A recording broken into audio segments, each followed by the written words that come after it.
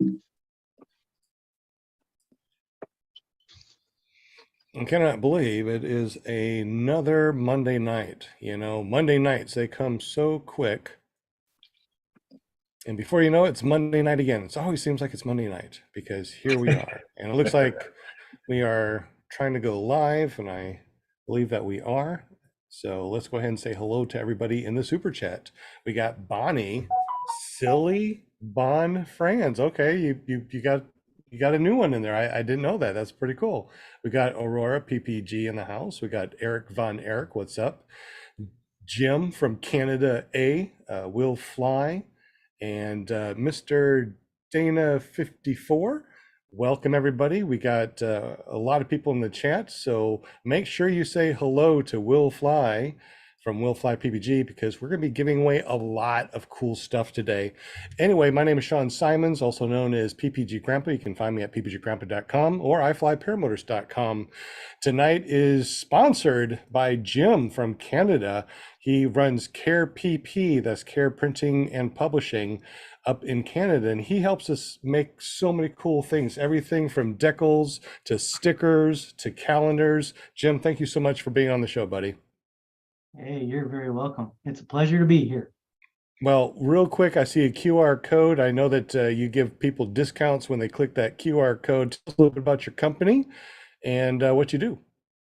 Sure, yeah, we can print pretty much anything you need. Mostly we've got a custom printing side as well as a do-it-yourself printing side of the company. So if you want something printed, you upload a file and hit print and it'll get all done for you and shipped out to you. If you need something done custom that is not on that list because it's relatively limited, then connect with me directly and we'll help you out. Awesome. And of course, don't forget to hit that QR code on Jim's background. He will hook you up with a discount. All you got to do is say, PPG Grandpa sent me, and he will hook you up. So thank you so much, Jim. We appreciate that, and we appreciate your maple syrup smelling money.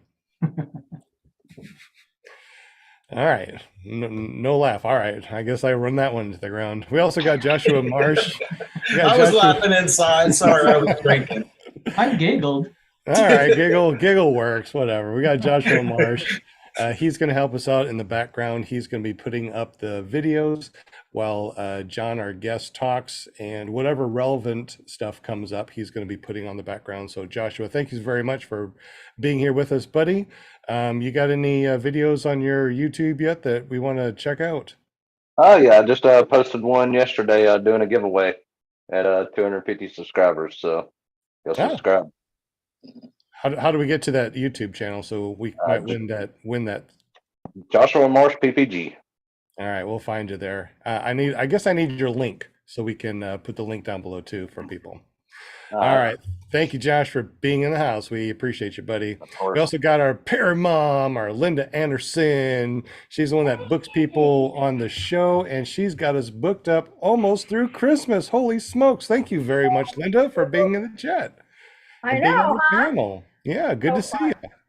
I like your pom-poms. You've been doing pom-poms for almost 3 years, haven't you? I know. That's it. No, we would not be able to have the people on here that we do if it wasn't for you. If you want to get on the show, just go to paramomusa.com. It forwards over to her Facebook page. PM her and say, hey, I want to be on PPG Grandpa's Paramotor podcast, which is a little bit different than something that happens with her son on Thursday. What's up with your son on Thursday? That's right. We got an awesome show on Thursday night. Paragliding Talk. I get so excited. I can't get it out all. We need the .com. .com. That's right. With my awesome son, Robert Michaels. So y'all got to hang out with us. I appreciate everybody on Thursday nights, but I appreciate everybody tonight. So I'm very blessed. Thank you, chatters. Thank you, viewers, for hanging with us tonight because Monday night is the place to be. I heard Thursday nights is the only podcast that's worth listening to on Monday nights. So might as well come here, right? Now, thank you so much, Linda, for being here and helping us book everybody and everything that you do. We definitely appreciate you, Linda. Love it. Thank We you. also got Will Fly from Will Fly PPG. Not only does he make videos, but he has an announcement or a shout out tonight. So what's up, buddy? Glad that you're here. Yeah, man, good to be here. It's my favorite night, Monday nights, 8 p.m. Eastern. Yeah, I went to spend the weekend with my buddies. About 8 or 9 of us got together and had a little mini fly-in and met up with Susan Ray, and she gave me this awesome shirt, Aurora PPG. Thank you, Susan. Thank you, Aurora. Just wanted to read their mission. It's a worthy goal. Its mission is to increase the participation of women and girls in the sport of powered paragliding through experiences, education, training, and community, with the focus on its use and overcoming and past trauma. So right on, Susan, worthy goal, and thank you for the shirt. And for the people that are listening to this, can you spell that Aurora really quick? Is aurorappg.org, right? Yes, AURORAPPG.com. .com or .org? Oh, .org, excuse me. Okay. If you go to .com, it'll take you over to .org, but it is .org. All right, good deal. Well, thank you so much for that. And Susan Ray, thank you so much for getting us that information so we can put it out there. But tonight is not about us. It's not about me. It's not about the people on the panel. Tonight is all about John. It says John Martin on his screen, but I'll probably call him John Allen. Anyway, John's been flying for a long time. He's got his own business. He bought 40 acres to create his own business, WindPirate PPG. So welcome to the show, John. Good to see you, buddy. Thank you very much. It's happy to be here. Oh, tell us a little bit about yourself and how you got into paramotoring. Yeah, so I grew up in Southwest Idaho. Kind of lived out. We were like 50 miles from town. Had a cattle ranch. Very involved in horses, mules, competition, and stuff like that. My dad, my uncles actually won the world for a couple years in mule competitions in Bishop. And because we were so far out and stuff, we had a lot of friends that flew airplanes. And then we did a lot of work in Alaska, construction work. And so a lot of bush pilots up there. So I started young, having just a real love for everything aviation. And basically climbing in every airplane I could possibly get close to. And so then my dad bought a hang glider trike, which we had for a while, and then long story short, got sold some faulty parts, and it got crashed. I wasn't in it, but everybody walked away okay. And so we were actually getting back into that, and in the process moved to Arizona, and I moved about a half a mile from AirParamo, Mo Sheldon's place, and met him. And I was like, I don't know about this paramotor thing. You know, it always looks a little sketchy at first. And took one flight up, instantly hooked, just completely addicted. And went from there. Took a while to get enough money put together to get one, and started on the trike, actually, because do a lot of backcountry, hiking, flying, hunting, that kind of stuff. And I wanted to be able to load it down with gear and fly back into somewhere and camp or leave and go hike out of it, that kind of thing. So I started trike flying, and then eventually went over into paramotor, like into the foot launch stuff.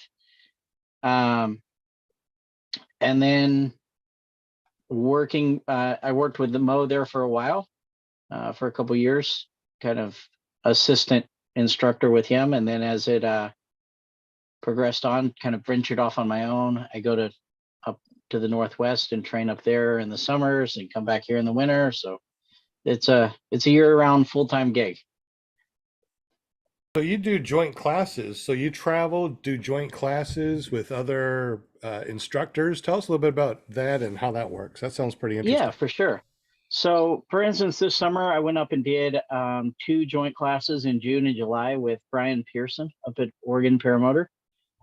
And it's just a lot of fun. You get kind of a bigger group because you got more instructors, and so you can teach a bigger group. But And also you learn so much. You know, the little ways I do certain things, or the ways he does things, it really kind of works around.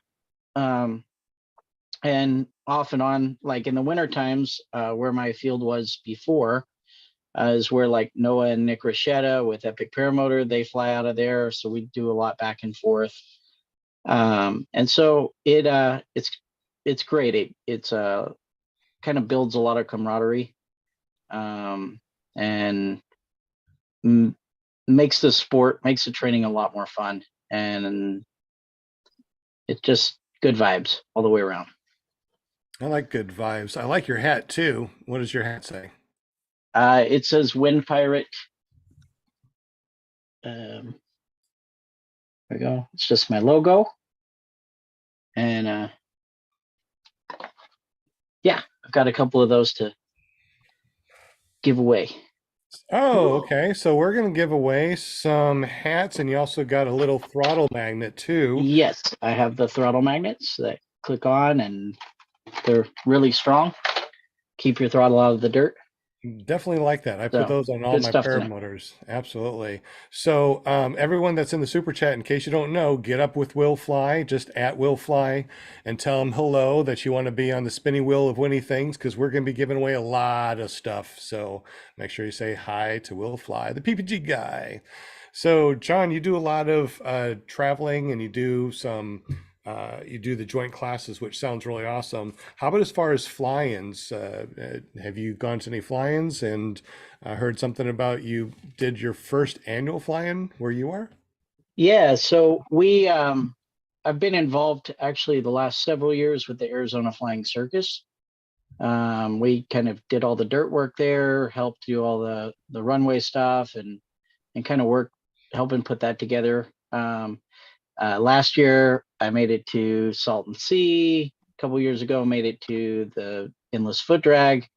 So a lot of those, a few of the bigger ones, and then some smaller ones up in Oregon and Idaho and stuff like that.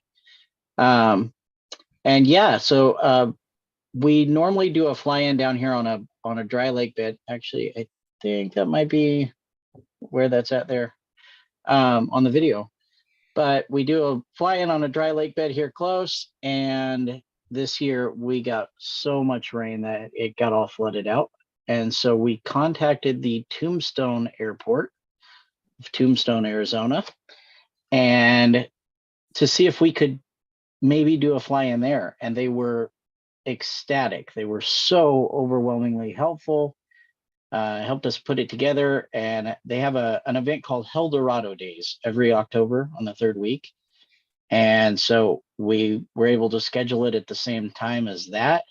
It's pretty cool. They do all kinds of, gunfights and Western, like fashion show, and a lot of bands and groups, and like the Indian drum groups and stuff come down. And so we were able to coincide it with that. And we had a fly-in pretty short notice because of the weather stuff, but it had a pretty good turnout, and the town came out huge. The mayor showed up, the vice mayor, a bunch of the town council, and they were like, "Hey, we want to make this an every year thing. What can we do to have this every year, or maybe twice a year?" And so we talked to them, and we kind of made it happen. And so we're going to be having a fly-in there. It's outside of Tombstone, like 5 miles. Awesome flying.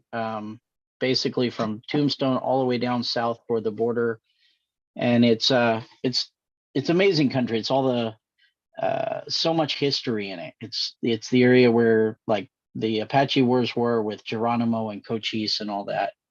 And you're just flying over the top of it. Tons of old ranches and mines and really cool stuff. And so yeah, we're going to be doing that every October and April, first week of April and the third week of October. And they would like to make it as big as we possibly can. So with them behind us, it should be a really cool event. That's really neat. So if people want to go to this fly-in next year, how do we get up with you to see where that's going to be and what time and all that fun stuff? Do we get up with you directly, or how does that work? So we'll be making a Facebook event making a Facebook page for it and stuff. It's and of course posting up on the paramotor groups. It's pretty. I mean, this is a pretty new thing. This is like last week that this finally all came together. So we're working on it. But yeah, mostly through the Facebook stuff is how we'll reach out to everybody. It seems to be the best way to connect to the majority of people. I got a question for you. I haven't flown in the desert yet. So have you flown like, inward where it's nice and green and not a desert? And what's the difference between desert flying and green flying? I'm only saying green because from Arkansas, the natural state, we got trees and green as far as the eye can see. Yeah. So what's the difference between green flying and desert flying? Yeah, so I've done a little bit of all of it. The desert flying thermals are a much bigger factor. Thermals are huge out here, especially as we get more into summer. They come on really powerful pretty early. So you got to be really, really, on point for for knowing what, watching for thermals, making sure you're not flying too late in the day.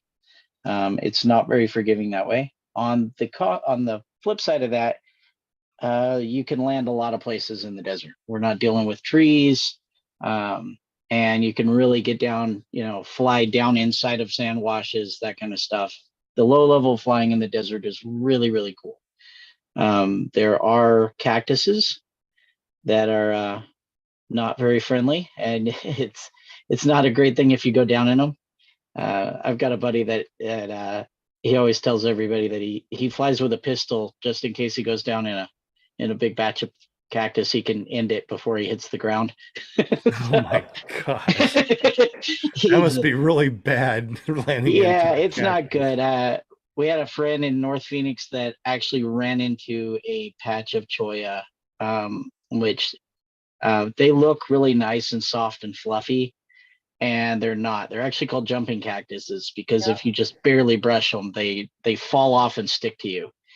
And he had a motor out, got it fixed, and went to launch, and the wind had changed, and he ran right through the patch of it, fell down in it, and had like several hundred needles all stuck in his stomach and his thighs. And he said when he took his shirt off, it peeled off like Velcro. Cactus has And never been my friend. I lived in Arizona 40 years, and I like, they hurt. yeah, we kind of try to get rid of them every way we can. Yes. Yeah, they So hurt. you started triking originally before you even foot launch. So why did you start Yes. to trike first and then go into foot launch? So I was really interested, initially getting into it, of doing backcountry flying, and being able to load a lot of gear on, take off, go out in the desert, land, go hike, go camp, that kind of stuff. So the trike really appealed on that side because I can carry 100 pounds of gear and it's not that big of a deal, where I'm not having to run with it. And for some stuff like that, I still think I love the trike. And also when there's no wind, I absolutely love the trike. So everybody kind of laughs about it because if we go out to the field, they're like, "Hey, you gonna foot launch today?" And I'm like, no, I gotta run." So the trike makes it really easy for like crosswind, downwind landings, that kind of stuff. But it does take a lot of precision wing control. It's less forgiving in the fact that you can't just sidestep and run under the wing. True. And typically need a little bit, little bit more room or less rocky ground. You can actually do pretty close to what you can with a foot launch. But the main thing is they're a little harder to carry around than, you're not going to put it in the back of your Prius if you have one. Is that why you went from trike to foot launch? Was because of having to carry that big thing around? Yeah, that, and just kind of wanting to do all of it. Just I love the foot launch. I love the freedom of it. The ability to, throw it in your car if you're going out for the weekend. It's not a huge thing. Really easy to move around. I have the Parajet Maverick Sport where for the school, they're super nice where, you put them all in the bag and stuff them in the front of the trailer. When you're doing the traveling classes, I can fit 4, 5 foot launches in the place of one trike. They don't take up near the room.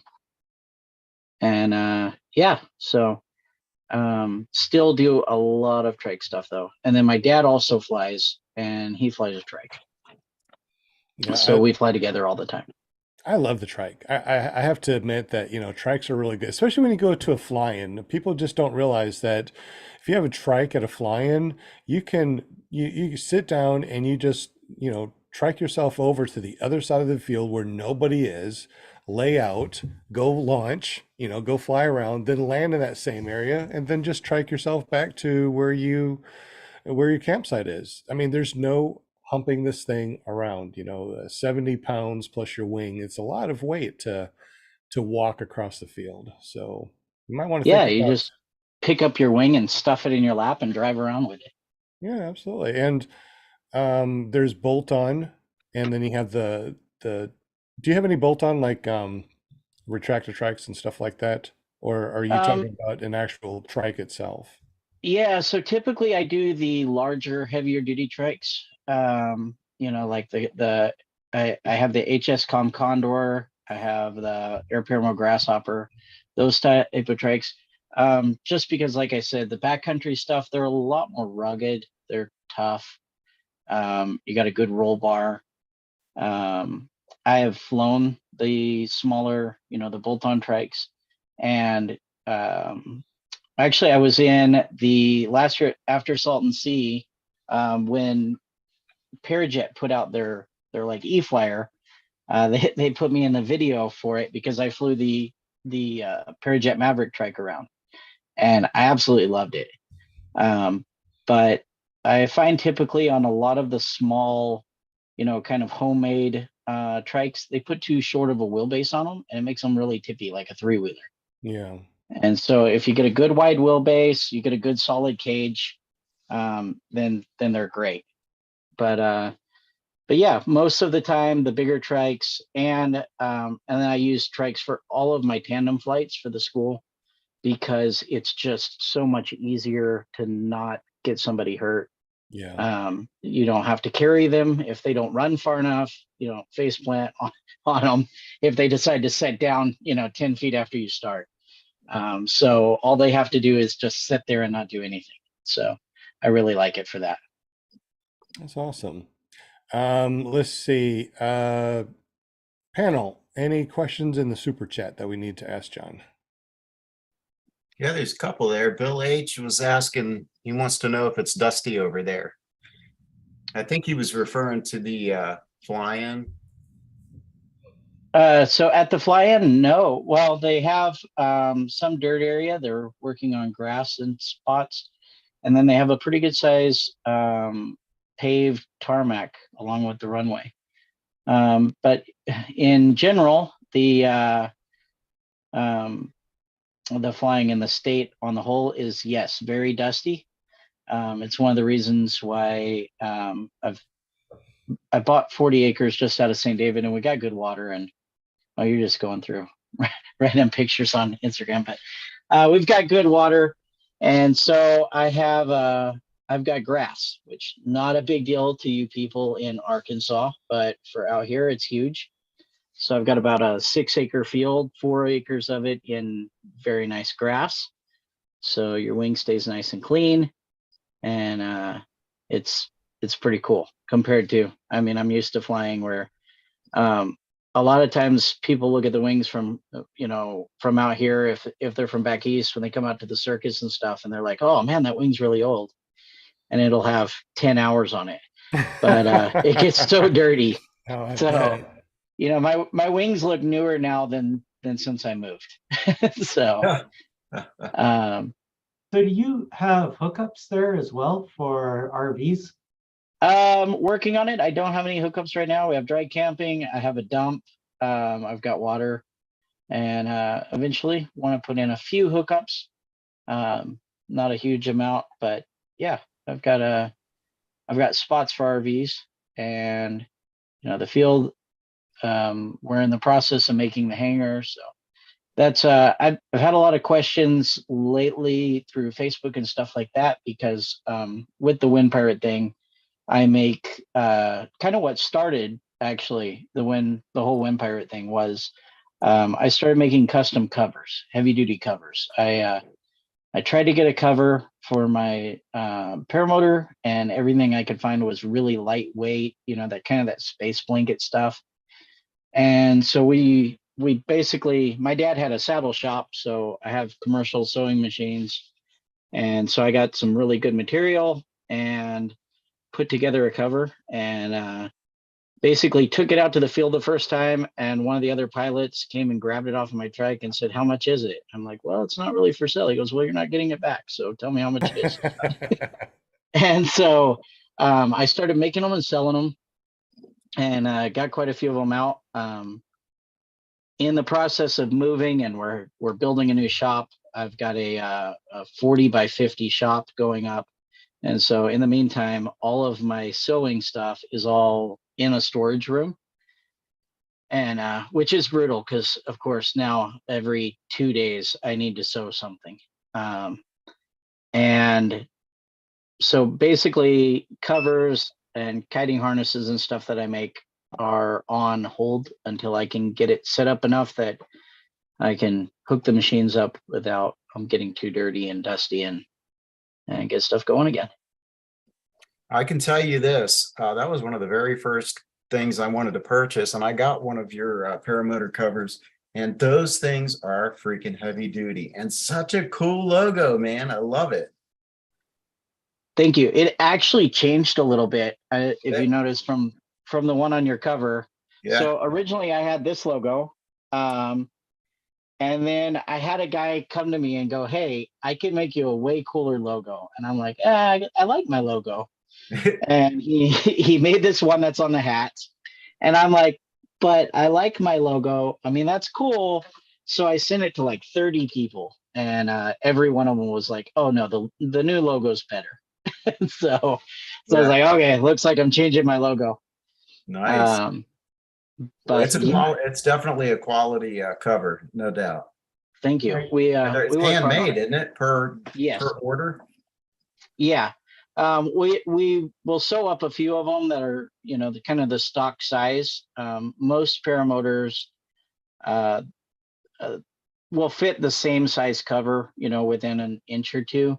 There's just a few like Scout, the Gravity, Mavmax, Parajet, a couple other ones that are a little bigger hoop size. And so, those are a little more custom. But yeah, we normally make them to order, or may have one or two in stock, just because we make a couple at a time when we make them. Are they just a cover, or are they like a completely enclosed bag? So they cover over the top. They are a drawstring on the bottom, so they don't zip up. I think I had some pictures on there of them, but they drawstring shut, because the problem is, if we kind of looked into making them fully enclosed, and then if somebody put a reserve on their seat, they wouldn't fit anymore. And I wanted it to where if all of a sudden, your paramotor leaked gas or oil or something like that, it wouldn't just pool up and set in it. Yeah, that's the trike cover there. And then if you look at the very top of that trike cover in the back, there's a little bitty hole that we put a vent hole in, so it lets gas fumes and stuff like that escape. But the rest of the material is all, they won't claim it's waterproof, because the company makes material for sailboats, and they said if they make anything that they say is waterproof, you have to be able to like sink a boat and it still hold water out. But they're very water resistant. I've actually made a bag out of them and put water in it for days, and it didn't leak. And so Interesting. yeah. It's always fun to look at, stuff that people make. I kind of was looking at the stuff as we were looking at the stuff too. It's pretty awesome. Your shop and your .com. If you want to go ahead, it's 7:30. If you want to go ahead and let everybody know how to get up with your shop and stuff like that. We're going to spin the spinning wheel of winning things in just a moment, but go ahead and tell us how to get up with you. Yeah, so my website is windpiratepg.com. The store on it, like I said, I've been moving, so a lot of the stuff in the store shows out of stock until I can get back to making it. But yeah, we sell wings, paramotors, all kinds of gear for them, kiting harnesses, helmets, all that kind of stuff. And yeah, that's on there. And then, you know, we have Instagram, Facebook, all that cool stuff. And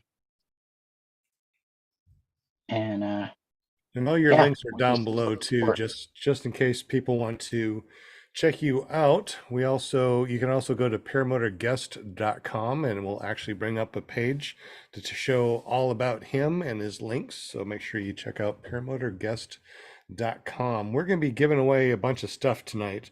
So did you want to give away your hat and throttle magnet now, or do you want to wait till 8? It doesn't matter to me, whenever you want to do it. Okay. So, well, let's go ahead and give it away. Show us what you got. okay. And so people can choose whichever one. I've got black, and then I've got a black with red. It's got the red stitching on the front there. That's obviously a sticker. And then it's got the WindPirate logo. They're nice. They're comfortable hats, all black. And then I've got the throttle magnets. They're the blue anodized 7-pound magnets. It's great for sticking your throttle and to your cage, or you can put it on the back of your wing and attach your chase cam to it. So if it hooks in a tree, it doesn't rip your wing. Good. Awesome. So we're going to give away one hat and one magnet throttle cable tonight, and then another hat and throttle magnet cable next Monday. So Will Fly, do you have the spinning wheel of winning things up? I do. Just have to make a couple of more additions and we're ready to go. Okay, since you got all their names that are on there, and you don't have to go through the super chat like I would have to, would you like to say hello to everybody in the super chat? Yeah, sure. And it gives them a chance to tell me if I've missed anybody. So starting at the top, we got Aurora PPG, Avery Flies, Bill H, Bonnie Silly Bon Franz, Brian Franz, CT Fly, Deweese Milstead, Eric Owens. What's up, Eric? Eric Von Eric, 555, Flying Flamingo, Goldie Teal, James, John Wayne, JP Tulo. Gosh, I lost people. Matt Sloper, Michael Jasper, Phil Huker, Scott Milner, Scuba, Tony Marzano. Tony, I got you in here twice. Sorry, I got to remove one of you. William Garland, Yankee Paramotor, The Dro, and Mike Thompson. Hopefully I didn't forget anyone there. Yay. Tommy Sutherland, I'm going to add you, buddy, just so you're right. Did you see Avery Flies popped up and says Awesome that chatters. he wants to be on here? Did you get Avery? I got Avery. Yep. Okay. And Scuba? Scuba, we have Scuba. All right. I'm kind of going up there too. I think that we got everybody. The Van Lander. What's up, man? All right. Thanks, chatters. We got lots of people in the house. We Good got luck to y'all. 37 people watching and 12 likes. Come on, guys. Punch that thumbs up for us. That really Yeah, helps our come on. metrics a You little bit. punch the thumbs up once if you like us, and if you don't like us, you punch the thumbs down twice. That's what I've heard. Yep, that is true. People are like, why twice? Because you click it down and then you click it again, it goes away. That's why. So we are going to be giving away the hat from WindPirate, windpiratepg.com. It also has the throttle magnet. Then we're going to be giving away later on a $10 gift card that you can use at Paramotor Arkansas. We also got a Vortex Aero travel mug that we're going to be giving away. And of course, stickers. So if you haven't got, guys, if you haven't got past gifts from us. We tried to do an automated thing, and everyone's saying that they never got their stuff. So if you got something from the Spinning Wheel Winning Things, you did not receive it within a week, please text me 501-747-3558. Let me know that you didn't get it, and we are going to figure out what happened, and we're going to get it to you. All right, Will Fly, are we ready? Yeah, can I say one thing about that, Sean? Yes, yes. The stickers, when I first got into the sport, I never really understood the reasoning behind the stickers until, so I had like all this box that I collected all these stickers, and I just kept throwing them in the box, and then went to my first flying, and it all made sense to me then, So whether you're going to put it on your trailer, on your car, or on a board or whatever, yeah, man, just have something where you can proudly display the stickers. It's a lot of fun too, going around collecting them. And so I thought that's what you just cover up the cracks in your prop with. Yeah. in an emergency. Yeah, absolutely. That's awesome. They'll cover a hole about this big. If you got a hole that big, just put a sticker over it. If you can't see it, it's not a problem. Exactly right. Here you go. Right. Yeah, let's see. Did I share the right one? Is it showing? Yeah. I see it. All right. So y'all ready? Let's do it. Yeah, let's do a little bit longer spin on it. It's normally just a quick spin and it's there. Try to do like a longer 30-second spin or something, because I think I greased it pretty well. I'll see if I can grease it a little bit better. all right, grease it good. Deweese. Oh, it's close. Is it Deweese? Oh, Deweese man. Milstead. Woohoo! Sorry, Eric. Congratulations, Deweese. Yay! All right, Deweese. So what we're going to do is go to Paramotor, Arkansas, and make an account if you haven't done so already. And I will get up with you through there and get you over to John so he can send you out that hat and that throttle magnet. Yeah, let us know, red or black too. Very All right. cool. Well, thank you. Congratulations, Dewey. So right on. you guys don't go anywhere. We're still got a lot of stuff that we're going to give away. So we're going to give away at about 8 o'clock when we go to our after show. We're going to give away some more stuff. Are we All done right. with the spinny wheelie now? Just for this moment, don't delete it. Okay. Please don't delete it. All right. Hey, Got a James had question. another question too. Okay. He wants to know, John, do you offer rentals for people who travel out west? Yeah, at times I do have school equipment that I can rent. I obviously I kind of filter that pretty heavily. Sure. I don't just go rent a paramotor to somebody that's like, oh yeah, I want to try this. So, if it, but yeah, we do work out some of that. If people are traveling in, we can do some rentals if they are already pilots and willing to sign a rental agreement in case they completely demolish everything. Yeah. So, Do you ever take people on flights across the border? Is that allowed? it pays much better if you take small packages of sugar across the border.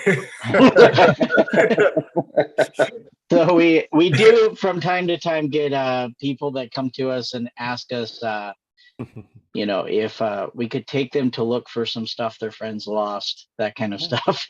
And we're not too into that, but it's not far. And actually, surprisingly, I always was like, oh yeah, you'd probably fly under the radar.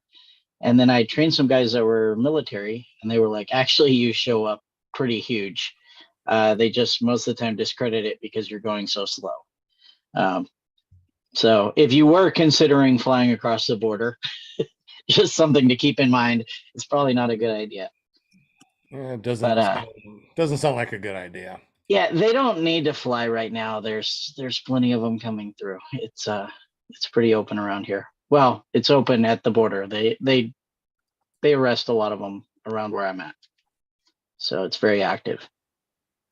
Interesting. So do you do a lot of cross-country triking and flying with groups of friends or anything like that? Yeah, we do. So we were putting on monthly when I was before I moved here, I was up in Maricopa, just south of Phoenix. And every month on Saturday, we would do a breakfast flight. So everybody would come out, you fly about 15 miles away. There's a restaurant out there on a golf course. They would let us all land, pile all our stuff in the backyard and go eat and then go back. But yeah, we do quite a bit of cross country stuff, just exploring, there's some really cool areas that you can go fly over and then, run a chase car and pick up to.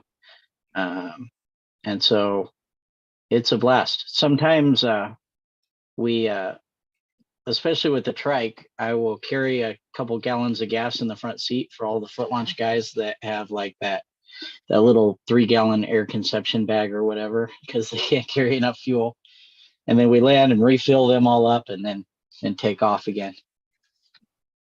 That's cool. How many people usually go out and cross country with you? So typically, 6 to 8, something like that. We've had it on the breakfast flights. We've had it all the way up to, I think 18 or 20 was the most we ever had. Wow.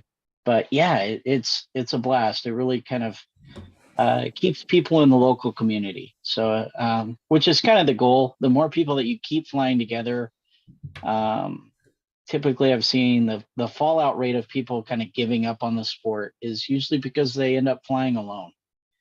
And then it becomes a hassle to go do stuff by yourself.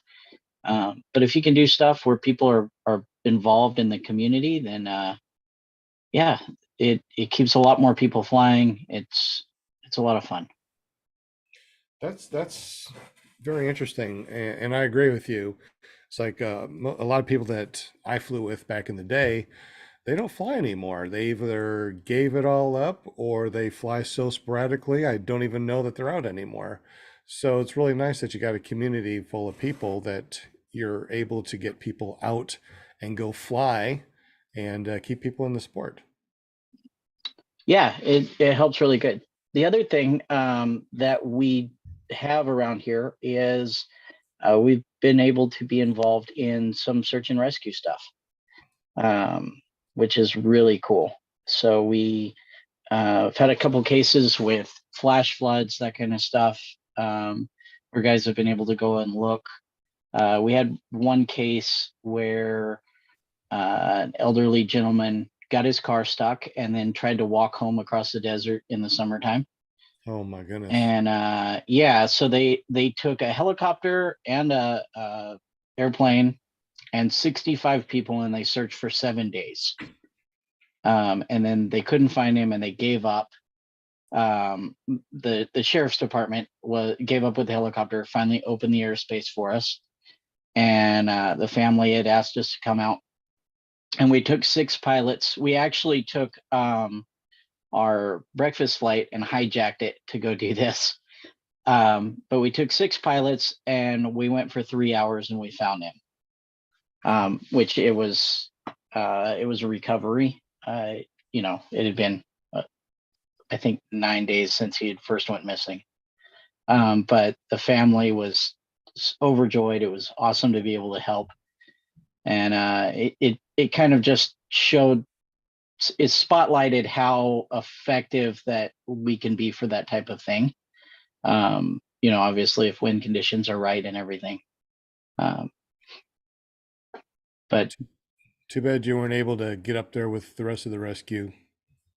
yeah, early on would have been better, but there was it was one of those things where they didn't even know where to start looking at the beginning. So it was I think they were 3 days in before they even found his car. So Well, glad that you're able to help out. That's what it's all about. yeah, really helped. I think that we got some more questions in the super chat. Yeah, Jim. Yeah, Mad Sloper was wondering what's the best time of year to come fly Tombstone? So pretty much any time after September, all the way up until about the end of May. So at the start of June, our monsoon season starts. and the weather gets a little bit crazy. You may have a nice morning, but an hour later, you'll have these giant rolling thunderstorms coming through and huge windstorms. And so June, July, August, September can be not the best for flying, especially in the evenings. You can still have some pretty decent morning flights, but evenings are completely out. But from about the end of September on, I would say we probably have 4 to 5 days a week that are flyable. And yeah, and it like right now we're having a little bit of wind because of the there's a hurricane off of the coast or something like that. But generally, yeah, morning flights, it's pretty much dead calm, 2 miles an hour winds. And then in the evenings, the wind will pick up a little bit, 6, 7. And right now, Oh, you're muted. Did we lose him? Because I Lost lost his him. audio. hold on. It's working. Yeah, Okay, there we we hear go. you now. It kicked off my Bluetooth though. Oh, that's all right. We hear you really good now. Oh, there we go.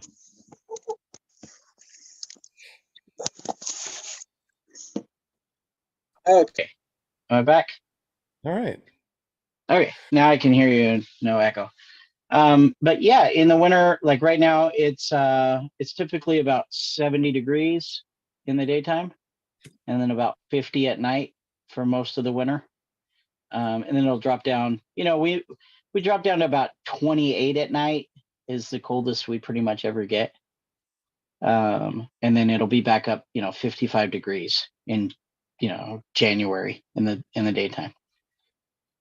So Have you done much flying out back east? Some, not a whole lot. What's the big difference that you noticed between the two? Anything stick out? Yeah, so for instance, like endless foot dragon stuff, a lot of the back east stuff is well, most of the time the altitude was way lower, so that made things easier. But man, we have landing options like everywhere, and you get back there and it's just like miles of trees. And you're like, oh crap, if I go down, it's gonna be tree nasty. do you want to land in? Yeah, so here, I mean, there's almost always somewhere to land. So it possibly makes some bad habits because I typically fly about 6 feet off the ground. And we can see the power lines way better here because if you see a tree, it's probably a power pole. So Interesting. Yeah. What's the coldest that you've flown? I know that it gets cold at night, so what's the coldest you've ever flown? I've flown down in the 20s. Yeah, I think people are crazy that can fly colder than that. My fingers freeze. If it gets down below like 45, my fingers are just falling off. So Well, that's because you have dry heat and dry cold, right? yeah, well, and we're like you climatize to it so much. I soloed a student at sunset a couple years ago, and it was 106 degrees. And and so yeah, so now that was when I lived up by Phoenix. It's quite a bit cooler down where I am. And but you climatize so much to it. Even coming from Idaho, it you would through the winter it's like 30 degrees, it's nice, 35, 40 degrees. And then living down here, I don't even I have to go in storage to find my coats. And then when I do go anywhere else, I freeze if it's like everybody else is running around in t-shirts and I'm in a coat. And so you definitely adapt to it. I hear you. Hey, Josh, can you go back a couple to where you can see the trike on the back of the airplane? I'm sorry, not airplane, the car. There it is. So this is a trike on the back of a car. How does that work? It's just a hitch carrier. Comes it's just a bar that goes in the hitch. Normally without the cover, you can see it, but it comes out kind of in a T shape, and then one bar goes to each axle right by the tire, and then the other bar comes straight out and attaches around the frame up close to the front tire. Okay. And then the two straps that you see there just stabilize the whole thing. Okay. And guys will get really creative. Like for instance, this one, I custom made the cover with a Velcro slot, because if you look right at the front of the trike, he has a set of taillights that are he mounted there. Well, he had it where he could attach it when he had it on the cover. Okay. So I had a slot put in the cover to make that kind of work. That is really cool. I have not seen this type of trike configuration before. So knowing that you can put a trike on the back of your vehicle, now that is really cool. Oh yeah. So there's like this style. Then I also have a rack that sits on the bed of a regular pickup. And then it's got a couple of long ramps, and you just roll them up. And then most of the trikes you can stick in the front wheel in the vehicle and leave the tailgate down, and it'll sit on the tailgate there. I've seen that a lot. But me having a car, I usually break down my trike and put everything in the trunk. But man, if I could just put it all on the back, that's pretty significant. Yeah, it helps a lot not breaking it down, because then like me personally, I opted for the cargo trailer thing, and I love it because you don't break anything down, your wings all go up. But the other thing the carrier is awesome for is if you have an engine out somewhere, way out, you can throw that in the back of a truck, take off out there, and it's really easy to pick up and get out of there. So that's important. Yeah. Altenmeyer wants to know if that ever hits driveways when you're backing out. That one doesn't. Well, I mean, I guess it could, but if you put it on a small car, like you're a little low car, typically you put that the adapter that goes in the hitch and raises it up like a foot, because otherwise the front wheel will drag. But on a truck, it's got enough clearance. Awesome. So, I definitely would like to get something like that when I get a big trike. On your car carrier, not just yours, but has anyone heard of bending frames? If you've got a not car carrier, paramotor cover, if you're going too fast with the cover on. So yes, on only on one brand of paramotor have I had that issue. And then again, not this isn't your brand specific. Yeah. This is any cover. Yeah. So it does catch if you have it on a truck or an SUV or a van or something that catches that wind. It typically you don't have any kind of problem with it. But if you put it on a small car, where it's basically the aerodynamics of the car are routing that wind straight into the back of the frame, then yeah, it works as a big sail. It puts a lot of pressure on it. There have been 2 cases that I know of guys bending I can't remember which model it is, but the aluminum air conception frame, the really, really light one, that it actually tweaked their whole frame. But if it did that, their gas mileage probably went to crap. Yeah. But I do suggest that if you're not putting it behind something where it has something to block all the wind, not to put the cover on it when you're traveling, just because it does catch a lot of wind and it puts a lot of strain. Sure. So the cover is pretty much when you're like at a fly-in and you cover it just because it's going to be out and you don't want it full of dew in the morning or something like that. Yeah, or rain, dust, all that. It really helps. I mean, one of the guys that bought one of my covers was at Bad Apples a few years ago when it got completely doused. And actually, I think it might have been Woody, Gamertag had one of mine, and and he took a picture, and everybody's like scrambling to get their stuff, and he's just got it sitting out there in the rain. He's like, "Thanks so much. This thing's awesome." You know. So it's that, or you go to the beach, they'll like load up with sand, and it just protects it.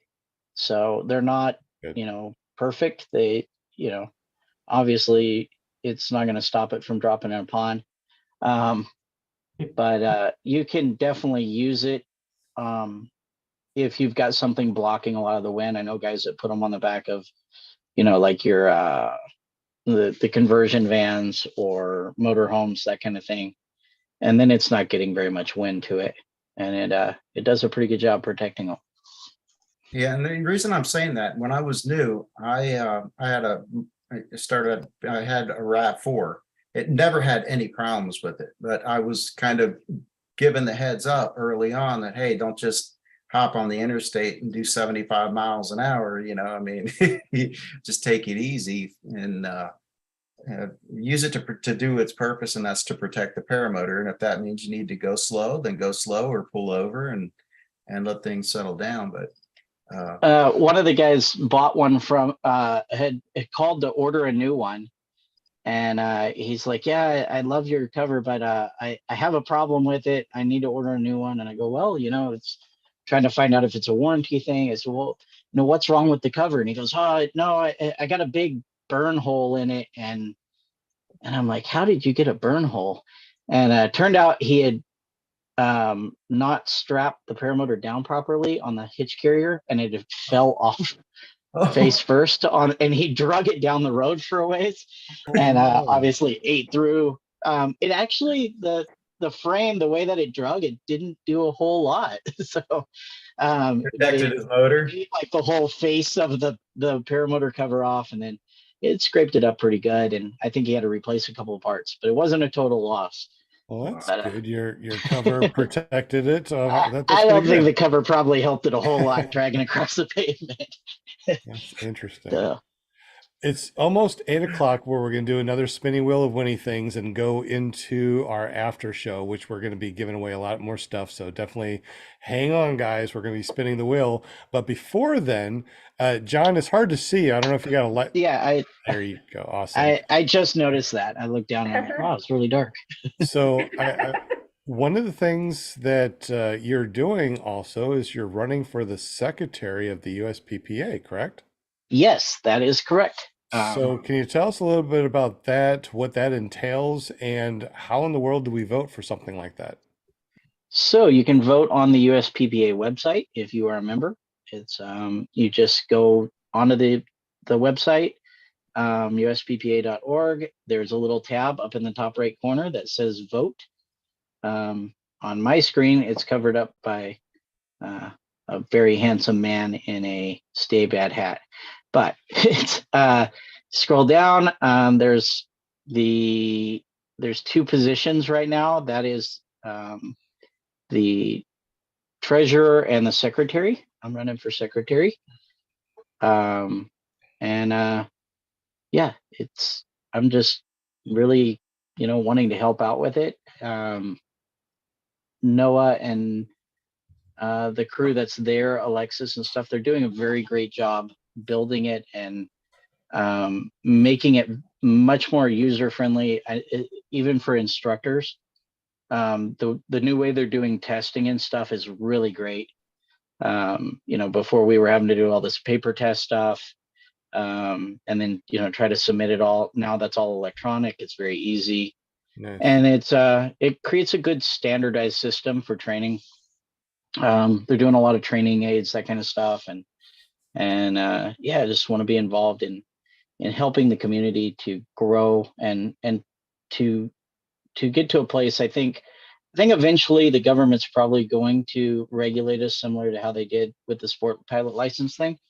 It may be a ways down the road, but I think the more we can kind of self-regulate and not to try to take the fun out of things, but to be responsible with it and make sure that the new pilots coming up do have a good knowledge of airspace and where we can fly and where we can't fly in Part 103 and that kind of stuff, the longer we push out the restrictions on it, and the more freedom we have.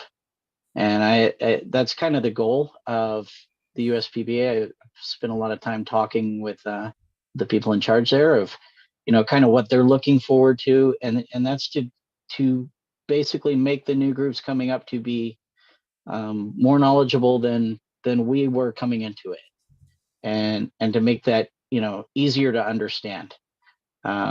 Everything from airspace to weather to not ground starting your motor. The For instance, like I learned from Mo Sheldon, and he started in '96, I think, and there's only a few pilots around that are still there, that were flying when he started. And if you look at videos and stuff from that time, everybody was ground starting. There was a good percentage of people with water deaths because they didn't have flotation out. They didn't have good practices as far as flying around water. I mean, combined with the fact that the wings and the motors were pretty terrible. Torque was horrible, and that's all improved. But as the gear improves, the more we can improve training and making sure people have the right information going into it. I think the better off the sport will be moving forward.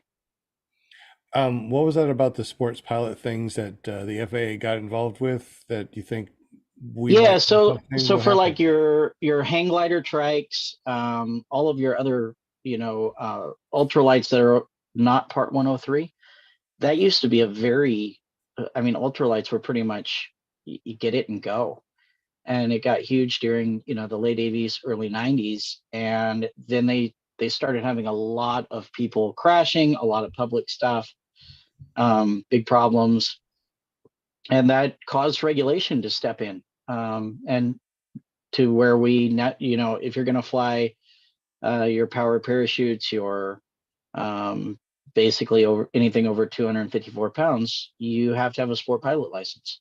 And so I think eventually, as the sport grows, there will be some type of regulation that's going to try to control that. All it takes is one idiot deciding to land on the White House lawn or something, and the backlash from it's going to cause stuff. I hope that's a long ways in the future, but I think the more that we self-regulate, the better it is, to a degree. I mean, obviously, I'm not for like, oh, let's police the world out here. The thing I love the most about paramotor is the freedom to it. And because of that, the cost, compared to every other kind of aviation, not having to have an A&P do annuals on your rig, being able to work on your own stuff, it saves you. It's basically the only reason I can afford to fly or have a school. And so I would like to maintain that as long as we possibly can. The idea of,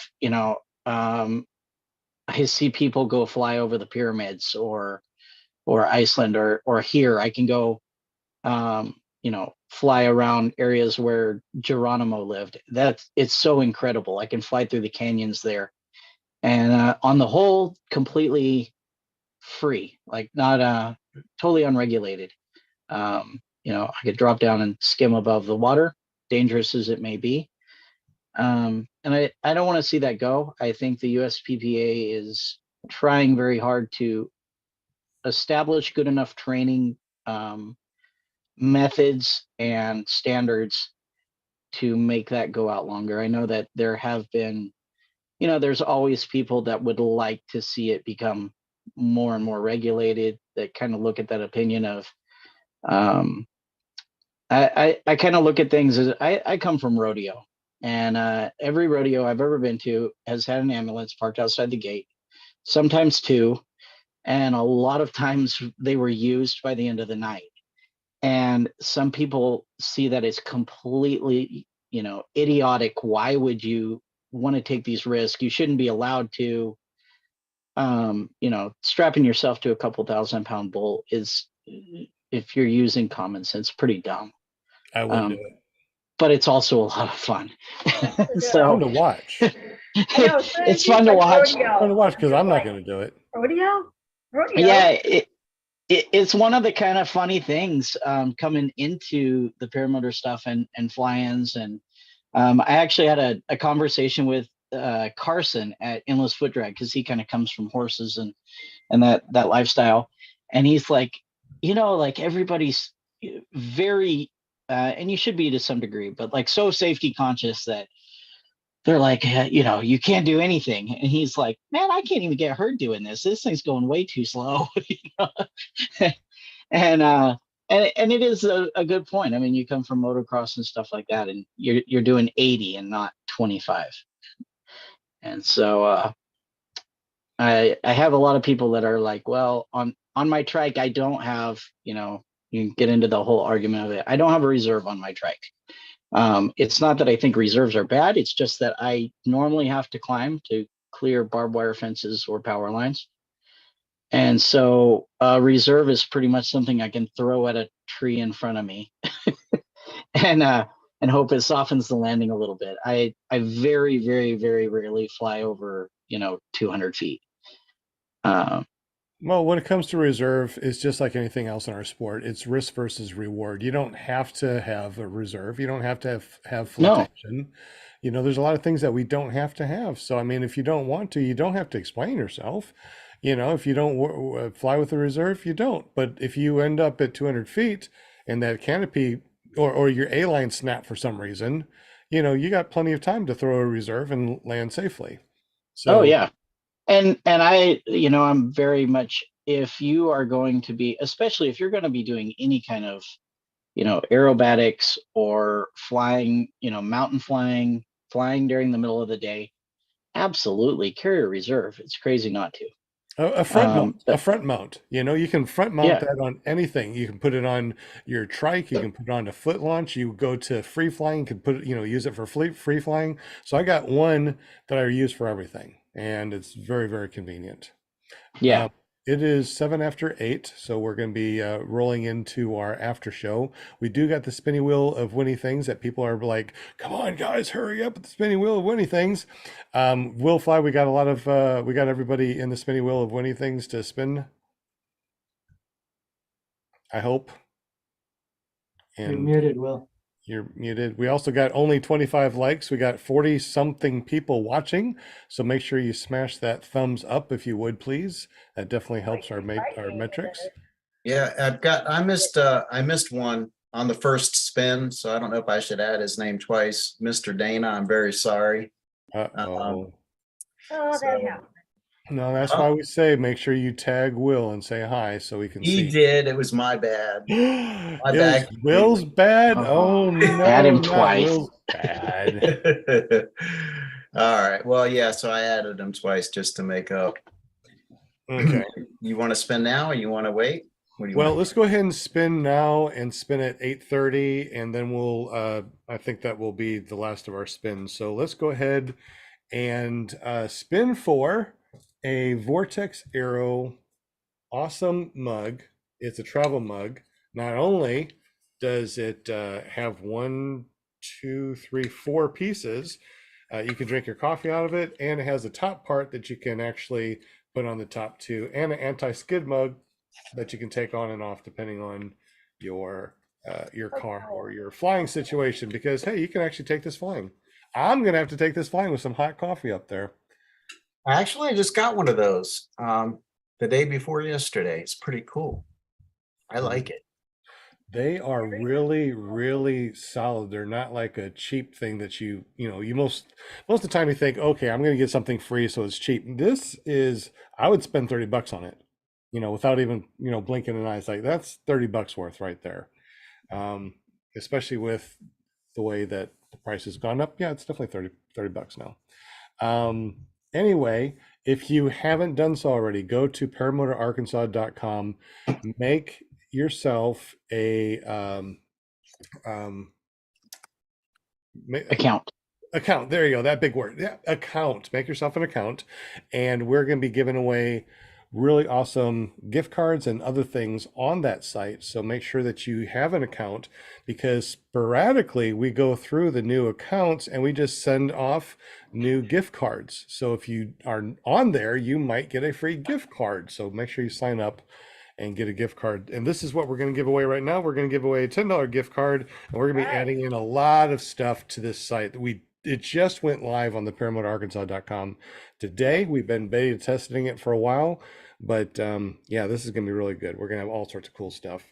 So $10 gift card to paramotorarkansas.com All right. and Vortex Aero travel mug. What should we do first? Oh, that's a good question. How about this? When you win on the first round, you pick $10 gift card or a Vortex or a travel mug. Can I spend the $10 gift card for anything? Anything. Really? That's a tough choice because I like that cup too. I thought you said you already got a cup.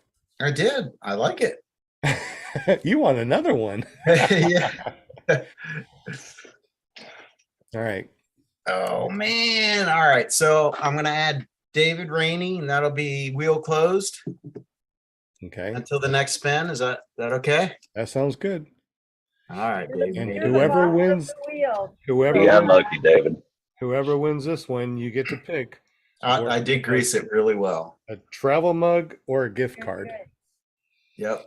And if Here you we want go. to, and if you want to hold on to that gift card, we're going to be doing some really good Black Friday deals too in the future. That's cool. Well, you really did grease it, didn't you? I told you, man. That's good. I like it when it's greased. Looks good. Looks good. Good job.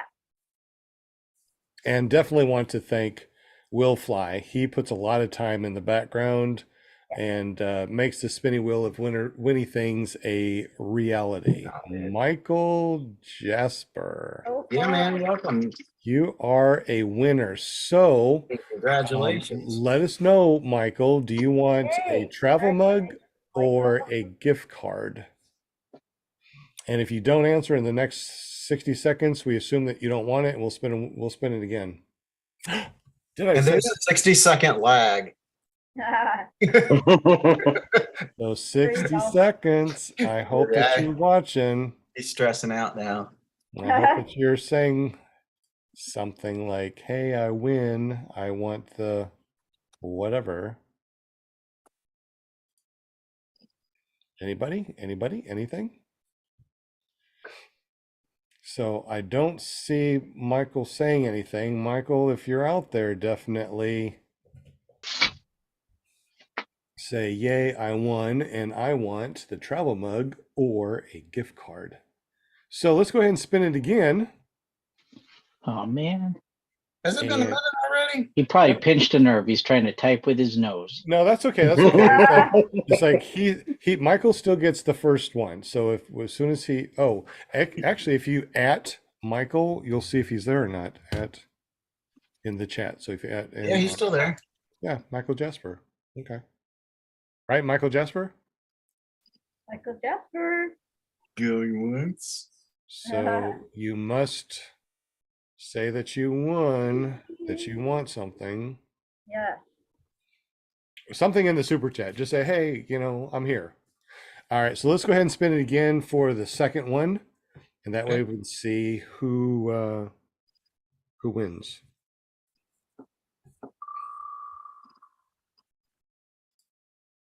So Michael will have the first pick. And whoever wins on this one Whammies. gets a second pick. Unless Michael doesn't say anything after the spin, then whoever Or wins here can If pick. Michael wins again. Yeah.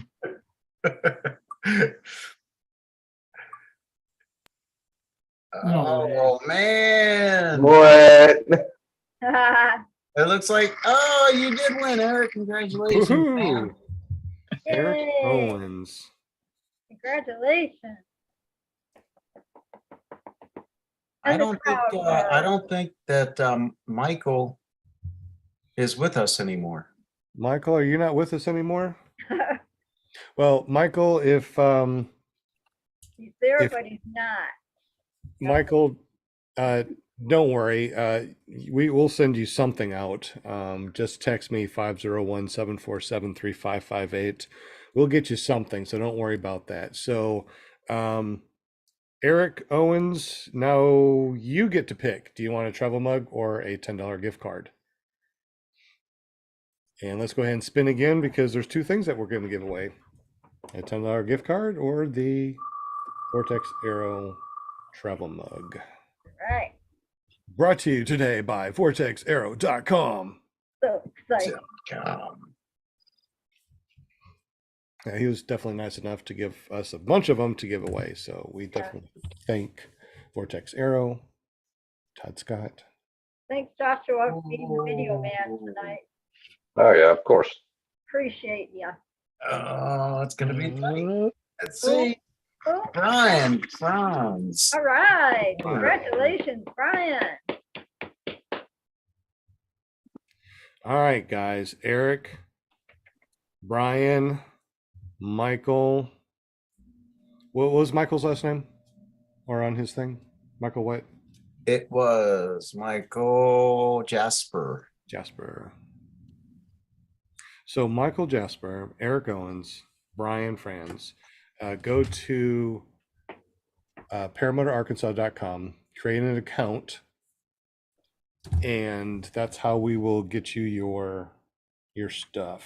So anybody in the did they say anything in the super chat yet? Eric, Brian, or Michael? Yeah, Eric. I know you're there, man. I know you can hear me. Eric. What do you want? Do you want the cup or do you want the $10 gift card from Paramotor, Arkansas? Okay. So Eric gets the first choice of travel mug or gift card, and then Brian gets whatever's next. But I already see Brian said something in there. Can I have the mug, please? Well, if Eric says he wants the gift card, then you get the mug. Eric, it's up to you, bud. What do you want? So it's like box number 1 Hey, or do we box want number 2. we want to give away another $10 gift card for fun? I like to give away $10 gift cards. Now, right now, the shop is not full of awesome stuff. So hold on to that gift card because when we start putting out throttles, harnesses, helmets, and all that other stuff. Very cool. Eric Owens. Sorry, I took a phone call and I wasn't live. Okay, Eric, what do you want? You want the travel mug? Had to fast forward. Okay, just let us know travel mug or gift card. And that way Brian will get whatever's left. Actually, let's go ahead and spin again for another $10 gift card for somebody else while we're trying to figure out what Eric wants. That's mighty nice of you, Sean. I know this is so fun. Also, if you are listening to this and it's not live, do me a favor, go to paramotorarkansas.com, create an account, text me 501-747-3558. Say that you were not here live, you're on the Memorex, you heard it, you texted me, you made the account. Oh, Louise. Oh, again, All right. 2-time winner. Yeah, look at Mr. Dana. I'm sorry, man. You almost had it, dude. Congratulations, Louise. Maybe Luis play the wins lottery or again. something. Eric said he'd take the $10 gift card. Okay. Eric said what? The $10 gift card. gift card. $10 gift card. Now I have the what do you call it? Not the authority, but the whatever. That if I want to give you a $20 gift card, I can do that instead of 10. Prerogative. I can prerogative. See, thank you. All these words that Grandpa forgets because it's late at night. I can give you more if I want to. It's okay. At least you know how to find a link. I know how to find a link. That's one thing I know how to do. So Brian gets the cup, then the Vortex Aero mug, Yep. travel mug. Brian gets the travel mug. Deweese gets a $10 gift card. So And a hat and a magnet. oh, she won yours. Yep. Yes. Jeez. All right. Yeah. From now Raking on, it home. one, Deweese, go You to won bigger. twice. one winner per show. Okay. Oh, So since Deweese, since you won the hat and throttle and another $10 gift card, how about we take all the winners off and let's spin for another $10 gift card? Okay, that sounds fair. Yeah, just because, I mean, I don't want somebody to go, man. All right, so We spent who were the 20." winners? Yeah, I know it was. Eric Yeah, we got Owens. Michael Jasper. Michael, like I said, Michael, if you would just go to ParamotorArkansas.com, Oh, you were right there, Deweese. You were already there. make yourself an account, and then text me 501-747-3558. Let me know that you stepped away, but you did win something, and I will send you something out. Okay, Brian. Okay, so Deweese. Right there. Okay. And Michael Jasper. did I pass him? Two more Yeah. down, right there. Oh, too far. Where? Up, Up. There he is. Yeah. right there. I know they blend in, all the names. And then there was a Brian Franz. Oh, you were already. It was up higher. There it is. I see him. Well, all these Got really everyone? are Franz chicken and nuggets. Franz. All right. I think that's it. Okay. So we're going to spin again for another $10 gift card for Paramotor Arkansas. Like I said, hold on to them. I'll make sure that they never expire. We got Black Friday is going to come up, and we're going to have all sorts of good deals. And these cards can be used on any deal that's out there. Right on. Tell me when, Sean. Are they stackable? I don't know right now if the store will stack. I don't see why not. But Mr. Dana says to take his name off the second. Oh, I do have him on there twice. Okay, I will do that. All right, but he's still there. All And right. once again, if you make an account over at ParamotorArkansas.com, I will go through new people that signed up tonight and hand out some gift cards. So it'd behoove you, just for fun, make an That's a account. funny word. Who? Behoove. It's one of them funny words, you know. Say when. When? All right. Let's do this thing. The suspense is killing me. I love doing this. I'm glad that we are going to be able to do this a lot more. And also, too, let me know what you want to see on our Paramotor Arkansas shop. We can put pretty much anything you want on there. We've got a lot of things that. Who we got? Oh, David It'll Ring. be close. It's going to be right on the line. Oh my goodness! Or PPG, is it? Yep. Yeah. Oh my goodness, that's awesome! Yay! Aurora PPG. Congratulations. You know, I know what I'm going to get you for Christmas, Sean. A gift card holder. A gift card from Paramotor, Arkansas. I don't know if they're transferable or not, so that'd be interesting. I mean, like I said, we just went live with the .com, but we've been running in the background with beta testers, so I think it's good enough now to start loading it up with a lot of cool things. Yeah, I guess. I mean, yeah, send me a $10 gift card, right? Yeah, man. If they are transferable, and I'll find out here in a little bit once I check them out, mail them out to your friends if you don't want them, or a student that you know that might need something. We'll try to hook everybody up. All right, so it is 8:23. This is officially the after show. We gave away a bunch of stuff. Make sure you hit those thumbs up if you haven't done so already. We definitely appreciate that. We're talking with John Allen from WindPirate PPG.com. Really amazing guy. I've been talking about how he bought 40 acres out in the desert and started up his own paramotor flight school, which is awesome. He flies trikes, he flies foot launch, and he goes on really incredible XCs. So let's hear more from John. If you guys have any questions, make sure you say hi in the super chat and ask the questions. Anybody on the panel have any questions? Make sure you say something now or forever hold your peace. No, you can always talk. I don't care. So, John, anything else cool that we should know about you or know about your school or anything like that?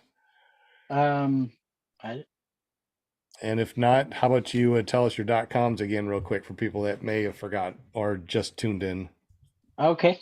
Yeah, it's WindPirate PPG. That's WindPirate PPG.com. And then I have Instagram. It'll be down there under WindPirate. TikTok, Facebook. I think it made me go WindPirate PPG gear on the Facebook page. And then yeah, it's just good stuff out here. Arizona. Make sure you guys put it on the calendar. Come out to the circus, or Salton Sea or something to get out here when it's nice in February and when it's sunny here and it's cold and snowy and rainy everywhere else. That's kind of the best part about here is we have summer and then we have more summer. So not really a winter thing. It just melts you in June and July. So you can get out of the snow and come check out historic Arizona and see a cactus and go do some flying. And just because you see a cactus doesn't mean there's a cow skull laying underneath it and people dying every few feet. So contrary to every movie or cartoon you might have ever seen. And I'm down in the bottom part of the state, so it's not quite as hot as it is up in Phoenix, where it's miserable in the summer and wonderful in the winter. And it's more green down here, so it's not like Arkansas levels of green, but it's a little nicer. Right on. Tons of history, tons of mines, caves, mining tours, all that kind of stuff around. You know,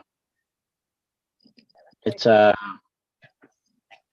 lot of stuff to do in the winter. Good place to get away from. Avery Fly wants to know what your favorite wing is. Do you have one? So it depends on what you're doing is my thing. So for cross country, I am a big fan of the ITV Piper. It is a great cross country wing, and I like it because of the speed. It's still a good, solid, stable wing. The other cross country wing that I really like is the Nivea Cubic, and it's a little the Cubic isn't as spicy. It's a little more like toward a beginner wing. So a lower hour pilot could fly a Cubic pretty easy, but it has an amazing trim range. It's got a 16-mile-an-hour trim range just in the trims, no speed bar. Wow. And so that's kind of huge flying a trike because, as you can imagine, speed bars on a trike are a pain in the butt. It's like totally not even worth it. You gotta like strap them up. It's really a pain. So mostly we don't run speed bar on the trikes. You can, it's just usually don't. For a beginner wing, I am a big fan of Mac Parachargers and the ITV Bajas. I recently had a class though with a guy with a Ozone Spider, and I'm not normally a huge fan of Ozone.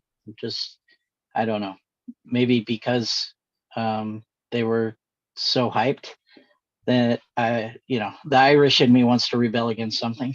But that wing, it was so insanely light that it's like having a cheat code to launch. I worry about it where I am because everything out here has, stickers and thorns and all that. And so durability is kind of a big thing for me. But outside of that, it was really amazing. And so, that's for your cross country style wings. There are, if you're going to do acro and stuff like that, they're probably not the best wing for you. Then you have your free rides and your Gen Falcons and that kind of stuff that are great for that. But I primarily fly cross country. I like something that I can turn the brakes loose and it doesn't start oscillating.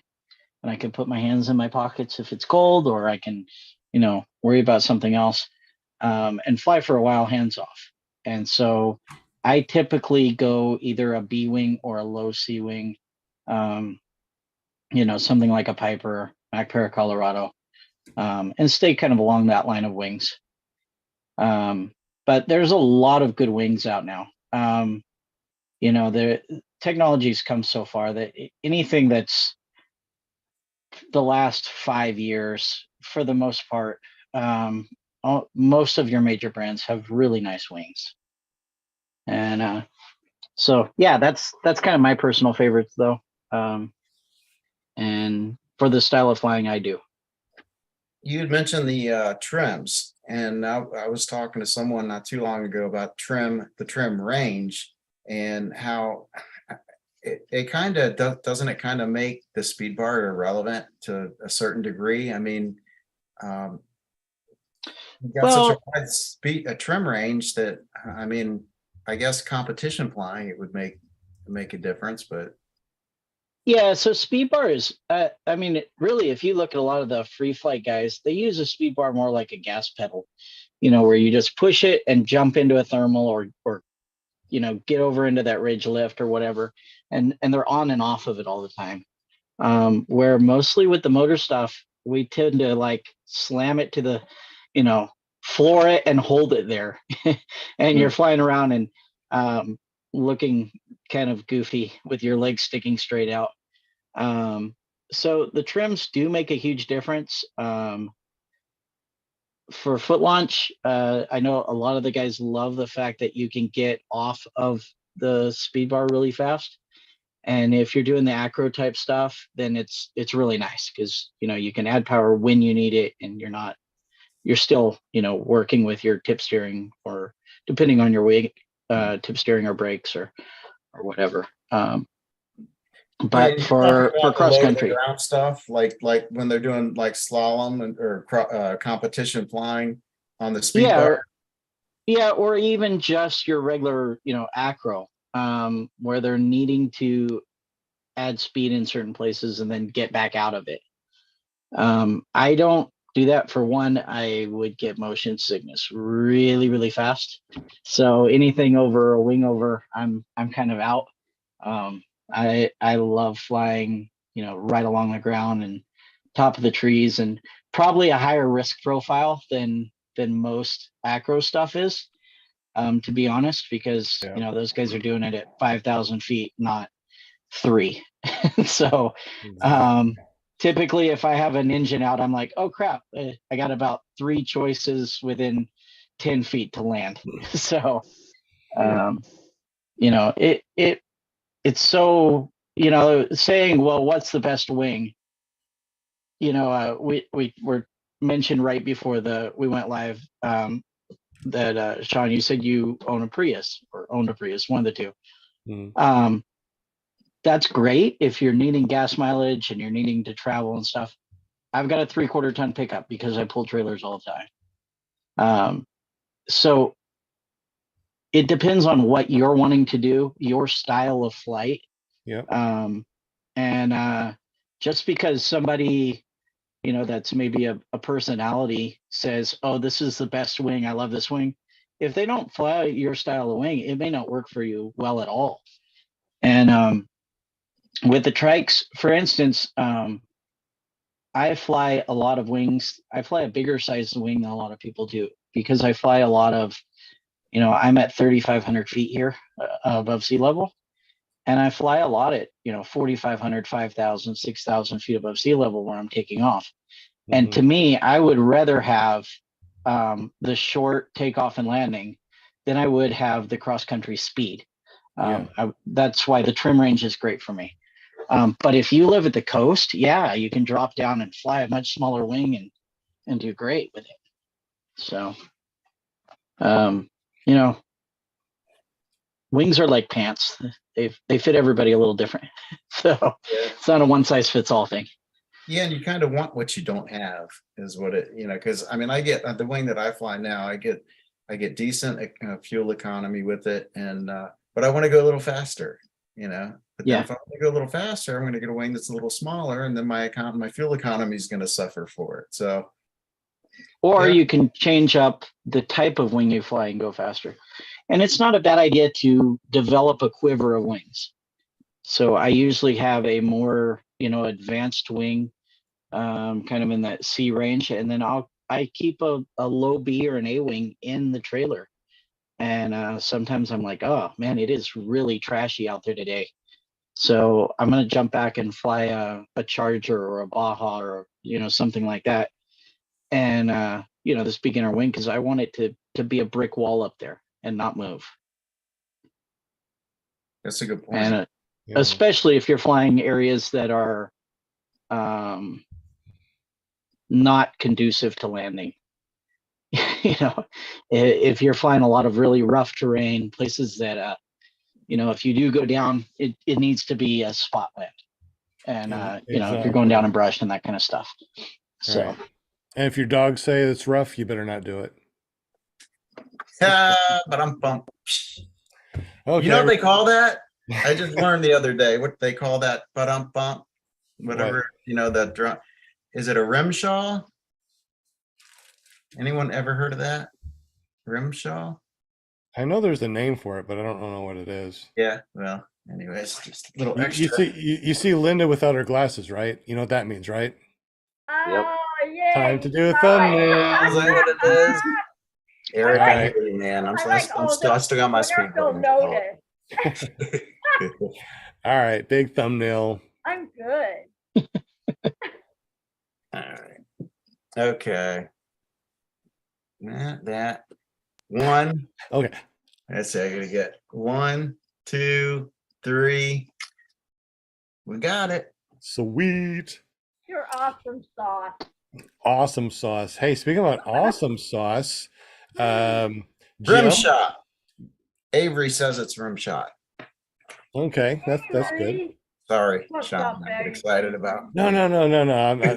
I'm glad that we figured it out because hey, we always learn something on the show, right? yeah. Always. We learned that Jim, he has a printing company called Care PP. So we got him careppg.com for his YouTube. So he has careppg.com for that. We got Will Fly. So Will flies and he puts out amazing content. So to be able to make it to where we can see his YouTube channel, we went and we got him willflyppg.com. So if you go to willflyppg.com, it goes straight to his YouTube channel. So if you don't have a lot of people that have subscribed to your YouTube channel, getting a .com that forwards to it makes it a whole lot easier.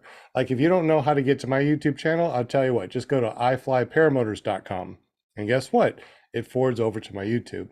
Linda, she helps us out with the PR and she helps book people on the show. So we got her paramomusa.com. So if you want to go to her Facebook page, you go to you go to paramomusa.com and it goes over there.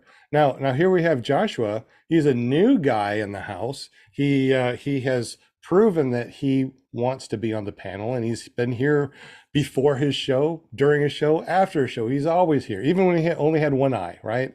Yep.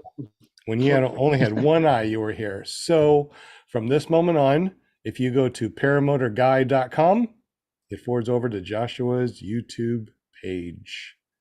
Paramotorguy.com. Now send that one out to your peeps. Paramotor Guy. Appreciate that. Right. Dang, man. You got a good one. Yep. Yeah, that is cool. We got Paramotor a whole Guy. channel here, I have to You got- tell you. My So I got a question. rocking it. There's you have MacPara Chargers, you have MacPara Colorados. Mhm. I'm sure you've flown both of them. Yes. What differences do you find between the two?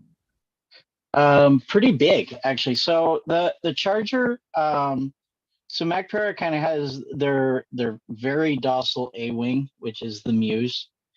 The Charger is a very small step up from that. So it's a wing that you can teach on, but you can fly it from a beginner up to 100 hours. It's just a good solid wing. With that, it it has tip steering, but it doesn't have like 2D steering. You can tie it in as an option. They won't, do that for you.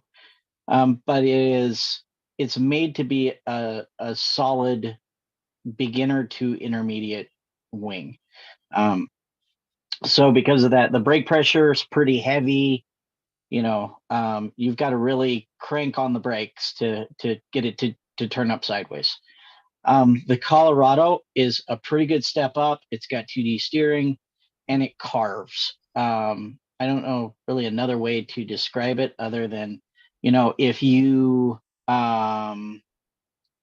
ever ski or wakeboard or anything like that, and you get on really good glass water the skis just kind of dig in and cut, and you can feel it, through your whole body. That G-force kind of carves down in there.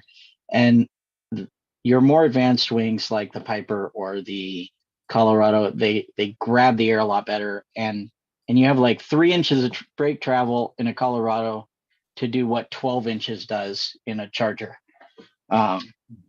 Which means if you're a beginner and you jump on a Colorado, you can get yourself in a lot of trouble if you overcorrect. You're going from a Toyota sedan to, a pretty active sports car. Because of that, they're a little harder to launch. You're coming in to land a little faster. So, they're more efficient. So you got to burn that energy off. So a Colorado is definitely something to graduate into, where a Charger is very much a beginner wing. And it's, but I like it because it's, for instance, I've had a Dudek Universal is to a degree just because it has so much trim range. But like what's the Ozone beginner wing? I'm drawing a blank here. Mojo. The Mojo. It's a beginner wing, and you're probably going to be bored at 25 hours. It's kind of biggest really cool feature is I don't think it's possible to overshoot yourself with a Mojo because it needs so much A's on launch.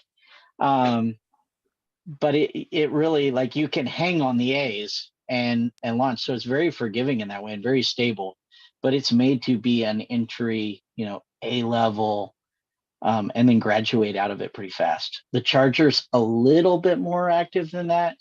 So you can advance on it a little farther, but you're going to spend a little bit more time learning how to kite it.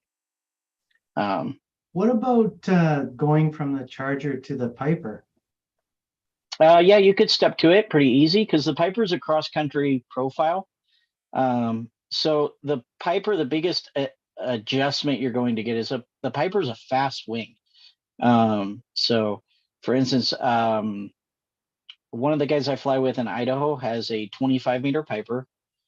He flies with a guy that is on he was on a Warp, and then he went to a free ride, and I think he's flying something else now, Chris Mackin.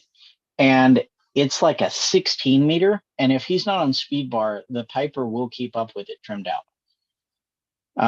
So it's a very fast cross-country wing, but because of that, it's a solid wing. So you can go from like a Charger to a Piper pretty steadily because it's a very stable wing in turbulent air. So you're not going to get that responsiveness if what you're wanting to do is, get into your wing overs and spiral dives and, really turn up on end. That's where your free ride and that kind of class of wings really shines, is you think about turning and you're there. The cross-country wings like a Piper, a Colorado, Cubic, they're not going to be as responsive, but it's on purpose to make them a little more stable. And that's why you can stow your brakes. And I know it got a bad rap because of test stuff, but the Nivea, that Cougar 3, that they had some issues with when it first came out, where you could extend the trims all the way out, push the speed bar, and it would push too far, and cause a collapse. They fixed that. And that wing is very It kind of sits right up there in a C wing. It's a very fun wing to fly, and it's a stable wing. It was one of those, they basically tried to make the fastest wing of its class, and they did. But if you pushed it to its outer edges, you could push it too far. It allowed you to. And so they had to go in and redesign the trimmers. Unfortunately, partly due to being Spanish and partly due to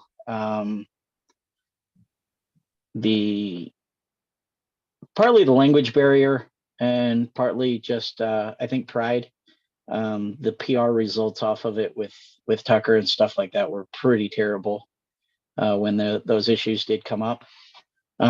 They fixed the problem, but the responses came across really bad. And as a dealer, we dealt with it kind of on the backside, and they explained themselves and made it much better. But it was, they kind of explained themselves privately, and we're like, oh no, we didn't mean that. We meant it this way, but it was, too little, too late kind of thing. And so it gave the wing kind of a bad rap right off the bat because of Tucker. And there was another guy that was flying at Salton Sea, one of the Team Fly Halo guys, that actually pushed his pretty hard, and it had a frontal. So, but yeah, it's the cross country profile wings are not going to be as active and responsive as, your acro wings and your really, slalom racing wings and that kind of stuff. But they will be more stable in the turbulent air and less hands-on flying in smooth air. I know the free ride has a tendency to, if you stow the brakes to try to put on a set of gloves, you're getting up pretty far in the oscillations by the time you get them back in your hands. Now, obviously, with practice and experience, you can offset that, but it does it. And so when you run more of a cross-country wing, you can stow those brakes. Obviously, I'm not advocating that for liability purposes. So I'm not saying it's okay to ever stow your brakes when you're flying. But you can go hands off and relax a lot more, and they will fly straight and level. And so it's all trade-offs. Fly with a small wing, you go faster in the air. Fly with a big wing, you're going to land shorter, be floatier. As long as you stay within your weight ranges where it's safe. Get a wing that suits your flying, your style, and stay within your skill set. I think pushing boundaries is a great thing in our sport. We actually had a discussion about this the other day on the chat because I brought it up. I'd love to have the discussion about it, but pushing boundaries is great. But I think especially as new pilots coming in, our sport is it's very easy to push boundaries very fast and far when you're new. A lot of times, coming from dirt biking and stuff like that, when you're new, if you try to push past your skill level, you tend to just wreck, and it kind of holds you back. Where in this sport, you can push pretty far before you get a correction, and then it can be very drastic. So you can push your personal boundaries, but just never push off of somebody else's boundaries. Because you can start flying, you can have the same amount of hours as somebody else, you can have the same amount of time in the air, and people pick it up differently. Some people have a knack for it, and they can, for instance, I don't know if you guys knew Dustin. I just drew a blank on his last name. The street bike racer that died a couple years ago. He was flying. He learned in November. Apgar, yeah. He learned in November, and he had 400 hours on by April. Yeah, and advanced insanely fast. was probably one of the most just naturally talented people when it came to paramotor. Just, he was one of those guys that like saw somebody do something once and could do it. And, but he pushed the boundaries on the edge of the envelope all the time. It was how he lived his life completely. I mean, the guy rode, he rode for Evel Knievel's like tour group that went around and trick riding and did helmet drags on super bikes going around the track doing 200 miles an hour. He just was the guy that pushed the envelopes, and it caught up with him on a paramotor, actually at our field with several of us there. And it was very, it was hard to take, and it was brutal and sad, but it was also something that, when you push the very, very edges and you accelerate your boundaries really fast, that correction will come. It's just a matter of how strong it is. Actually, I think Chris Santacroce put out a video about corrections a couple of years ago that was just really spot on about, you will have, usually at, I think 35 to 50 hours, you usually get your first correction. Around 100, 150 hours, you're going to have another one. And it may be a blown launch that, tears up your wing. It may be something that just scares the crap out of you. And you're like, oh, I need to slow down. Or it could be an injury. And the goal is to try to keep those boundaries to a place where when the correction comes, you're prepared for it and you're within the levels enough that it isn't either causing a lot of injury or fatal. Man, So- that you could not have said that any better. I mean, that was just like spot on. Yeah, I was talking to a friend today, and he pushes the limit. I mean, he's a pretty low time pilot, and he's just always pushing. And I'm like, man, there's no rush. There's no reason to push things like that. I mean, all the acro or whatever it is, that stuff will come. And yeah, it's kind But of there's scary. some things you can do to mitigate the risk if you are going to push the limit, because some people's personality is just to push that limit, and try to rush it. But if you are, get a reserve and push it high. Go up high, get room to recover if you do get a correction at pushing that limit.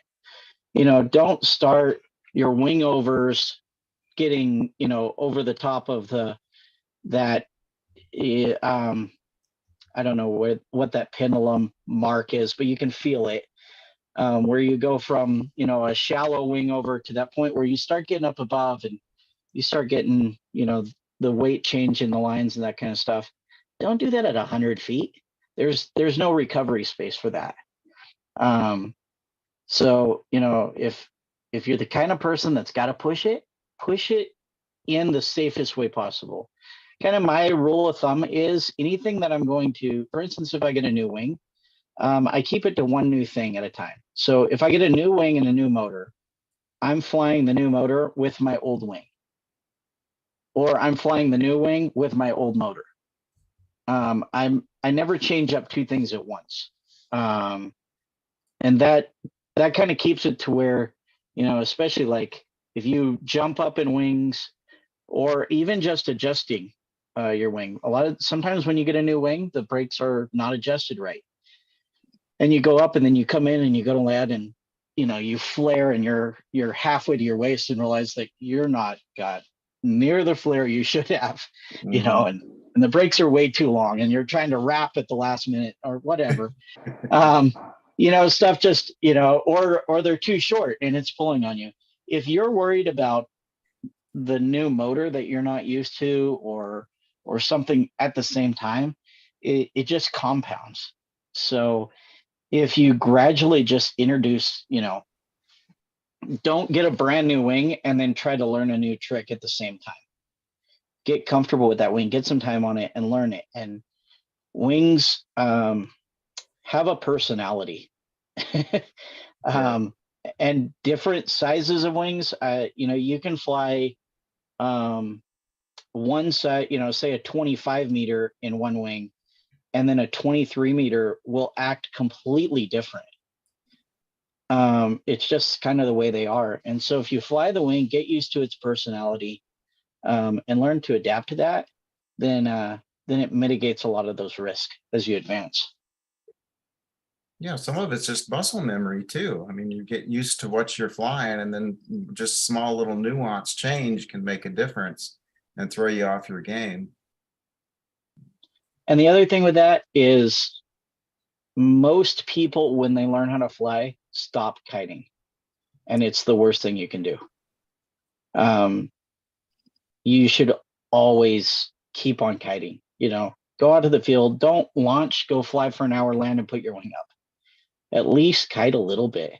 The more you kite, the more you'll build those skills. Ground handling the wing really does improve you as a pilot, even after you've advanced a lot farther. You start to get the nuance of that wing, and you really learn a wing ground handling it. And it's something that you put the time in when you're new. It's really easy. As a student or getting in, or when you first start flying, it's pretty easy to go to the park and spend 2 hours kiting. But after you learn and you're like, oh, I've only got an hour window. So you take up that hour to go fly. And if you don't watch it, you'll go 6 months without ever kiting your wing. And it's a deteriorating skill. So it's something to really keep up on. It will save you. Amen. Totally agree. Totally agree. Michael Jasper signed up on Paramotor Arkansas, and I issued him a $10 gift card. And let's see, Joshua Marsh was on there, so he got a $10 gift card. Deweese Milstead, we got you a $10 gift card. Wade Collins got you a $10 gift card. And John, you got a $10 gift card. Why are people, why are you guys not going to paramotorarkansas.com and signing up? I mean, just go there and sign up, and let me issue a gift card, because we're going to be putting a lot of really cool stuff on there. Can we use our $10 gift card to buy a $10 gift card? Unfortunately, gift cards can't buy gift cards, because I tried it. I can't do it. I'm like, oh man. But we did get a couple of people that bought stickers. So if you want to buy stickers with your $10 gift card to see it work, please buy some stickers. We'll send them out, courtesy of Jim over from carepp.com has hooked us up with a bunch of stickers that we are sending out. Hey, and for those who aren't familiar with the state of Arkansas, it's not spelled the way it sounds. No. Spelled slightly different. But I'm going to go up there. I want to see if I can get a $10 gift card. Yeah. Go to paramotorarkansas.com, sign up. Let me issue a $10 gift card, buy some stickers, and yeah. Paramotorarkansas.com. Sure. Yeah. And make sure you put your name and not just your email address. I got people with just email addresses, and it's not a name. I don't know what that is. So that was a cool sticker. Make sure you sign up with your actual. To sign up, you have to go to that little. How come Arkansas is not capitalized? What? Sorry.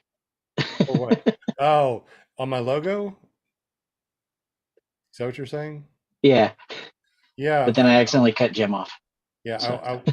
I think that we're gonna rechange that up, the logo, to where the P for Paramotor and Arkansas, the A is capital. Are you putting a little trailer park over in the corner too? Well, yeah, of course. Not after he gets the capitalization right. So you need to create an account. Is that what you're saying? That's it. Create an account. Gotcha. Just go up to the little person up there, and right underneath the sign it says create an account. And then we're going to be putting all sorts of stuff on there, including our podcast, different podcasting, all the different podcasts that are out there. We already got a page for that. I just don't have a menu button for it yet. And like I said, I'll tell you all the things that we're going to be getting. Wings, all the different wings you can possibly think of. We got a paramotor college that we're going to be doing. So all the things that you may want to learn or learn again after going through class, we're going to have that. We're going to have frames, all sorts of different frames, paramotor motors, all the different types of throttles, harnesses. We got the calendar that we're going to be doing. And the calendar, like I said, is you can have 12 of your best paramotor pictures, and Jim will make a calendar for you. And we're going to make that available for everybody here in the future. Very too. cool. Yeah. And of course, you got to go to paramotorguy.com and click that subscribe button for Josh's YouTube, since he's going to be giving away something. And I heard he might even be giving away a $10 gift card from Paramotor, Arkansas. So Bonnie Silly Bon Franz said they bought stickers. yes, I saw the order pop up. They were the very first people that actually bought something. So you'll be getting something special also. Oh, wow. Yeah. Well, I mean, this is brand new, I mean, we just went live. We're going to be doing the Black Friday thing here, November. We're going to be doing some really awesome things. And the more people that are here, the more people that we can give away gift cards, the better. We're also going to be giving away some wings. Yes, a brand new wing Whoa. we're gonna be giving away. You mean like the big wing or the little Like a dude go fly around, have a good time wing, all packaged up, ready to go. So we're gonna be giving away free My wings. gift card don't sound near as cool now.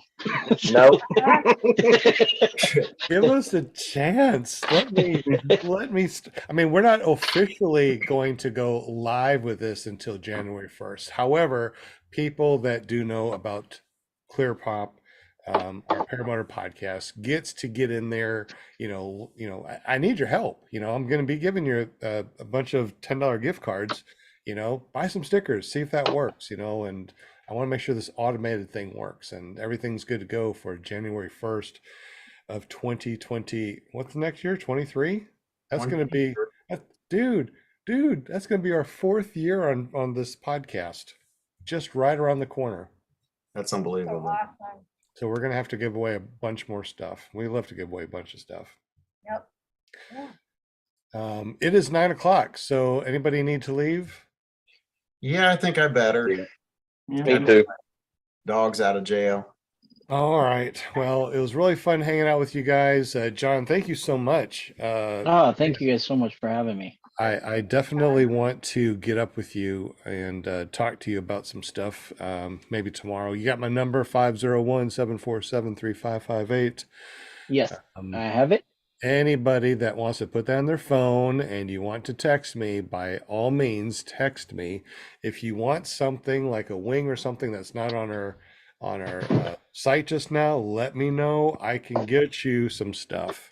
Okay, for the rest of you out there, since I have a microphone for a minute, if you have somebody's phone number, you can set them a 4 a.m. wake up call, just so you know.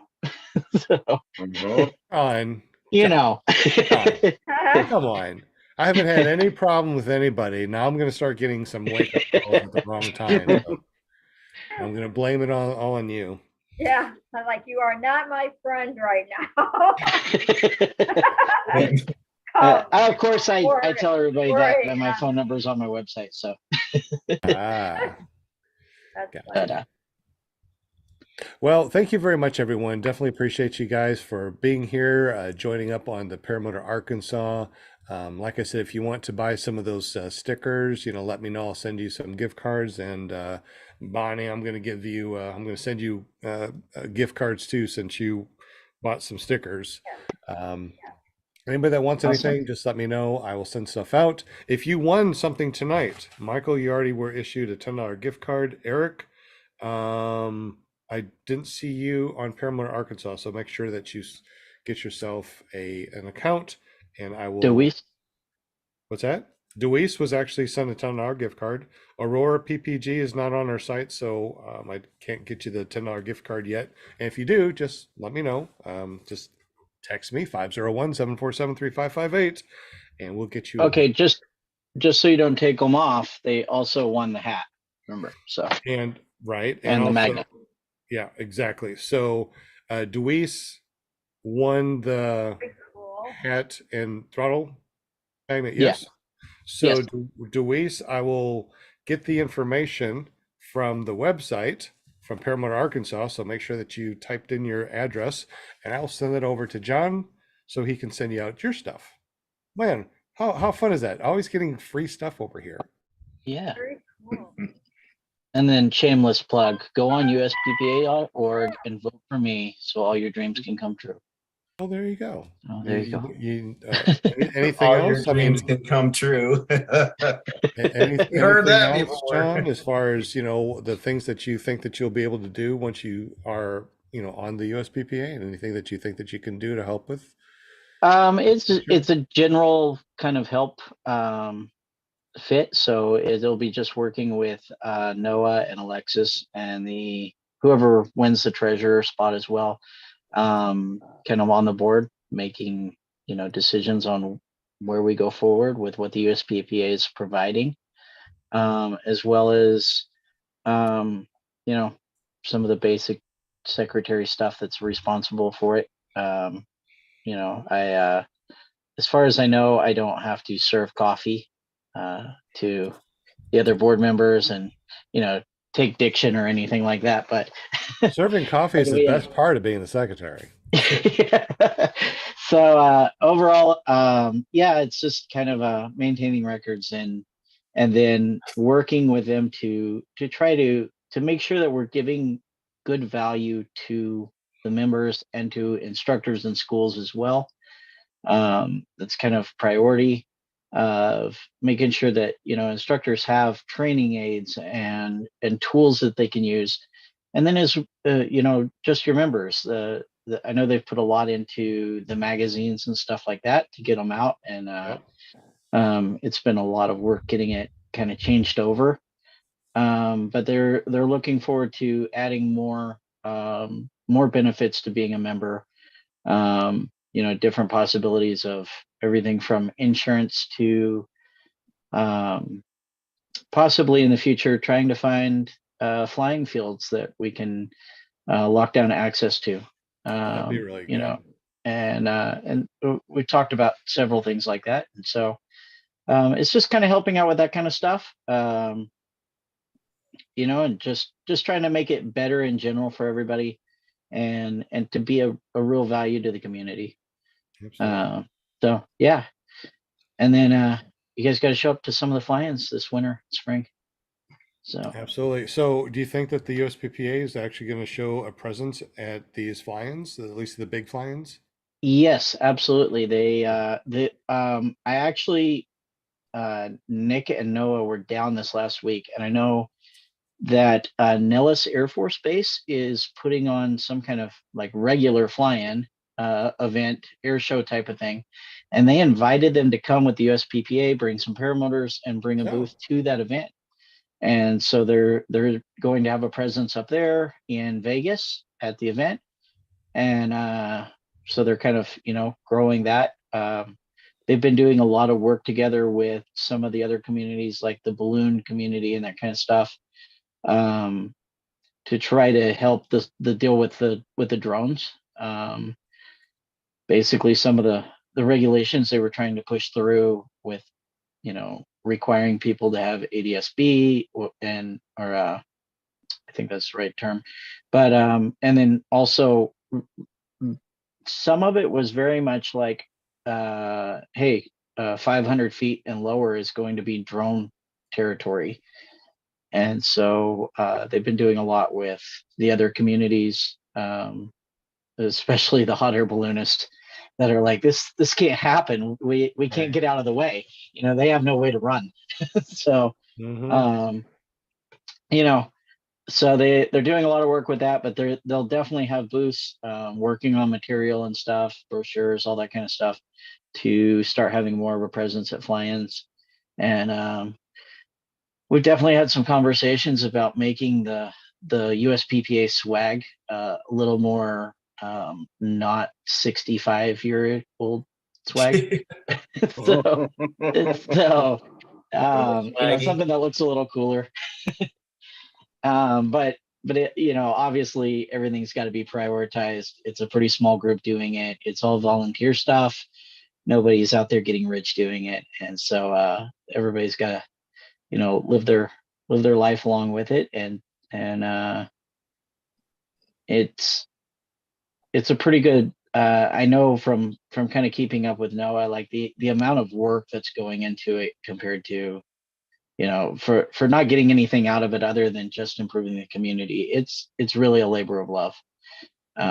It's a very time consuming, even stuff as simple as the magazine. I mean, with getting editors and getting the stuff all lined up, it's been a huge hassle. And so it is definitely moving in the right direction. They rebuilt the website, redid the magazine, working on a lot of training tools and resources and that kind of stuff. And I think it's got a good direction going forward. And they're also working on some stuff with like a more the USPPA cards being more kind of like your dive cards are, where it's the really nice hard plastic dive card or the paramotor card that has like a URL or whatever, and you could literally scan it and see all of somebody's ratings, all of their stuff, really easy. And it would be versus the kind of paper cards that they were sending out before. It's actually something a little higher quality. And so good stuff. But yeah, it's just working toward that and trying to get some value back to the community, as well as hopefully improving the quality of training across the board, as well as getting information out to people. Making training guides, making resources available. I believe he has it changed around to where even if you haven't done the training stuff, you can go take the test and know, hey, this is the kind of stuff I need to start studying for. This is kind of where I need to be. And it's a good thing as somebody getting into the sport to, you're not starting from nowhere. You have a good idea of, this is the kind of stuff I need to learn. I need to study this kind of, weather stuff or airspace or whatever it might be. And I mean, from an instructor's perspective, the idea of a student coming to you with already a pretty decent idea of weather and airspace and everything, to where you're not starting at ground zero, is amazing. Like it would be really cool, because most of the time you're like, okay, do you know how a wing works? And they're like, no. So you have to all have the whole discussion about how there's magic dust in there, and if it falls out, when your wing turns upside down, you fall. Yeah. No, it's just very good if for new people getting into the sport to kind of get some direction, as well as they've been updating a lot of this stuff, so you can kind of go through the list of schools that are active and know what's kind of around you. It just good resources like that. So that's kind of the idea. Awesome. Well, Will Fly, I know that you got to get, so go ahead and say your sign offs and how we get up with you and your YouTube channel. Right on, man. And John, it was a pleasure. Great guest. Yeah, fantastic show. Yeah, you can get up with me YouTube, just search for Will Fly, or go online to willflyppg.com. Well, thank you, buddy, for helping us out on the spinny wheel of winning things. And I didn't see you on the Paramotor Arkansas, but Jim was there, so he got a $10 gift card and a couple Dude, other people. I made an account. Did you? There, I promise. Is it okay, it must be a different one. It's the beta tester problems. My last name isn't Fly. That's the problem. There you are. I found you. Guess who just got a $10 gift card? Yes. You did. So Eric got one, Jim got one, and Bill got one. So anybody that I see that pops up might get one. So, sign up and we'll see. And of course, text me 501-747-3558. Say, hey, I've been to your site. I signed up, but I didn't get a gift card. I want one. I will get you a gift card. John, I gotta ask you about next Monday, our next Monday show. But if we can go, after the show's not live or whatever. Oh, you want to talk after the show? Okay. Yeah.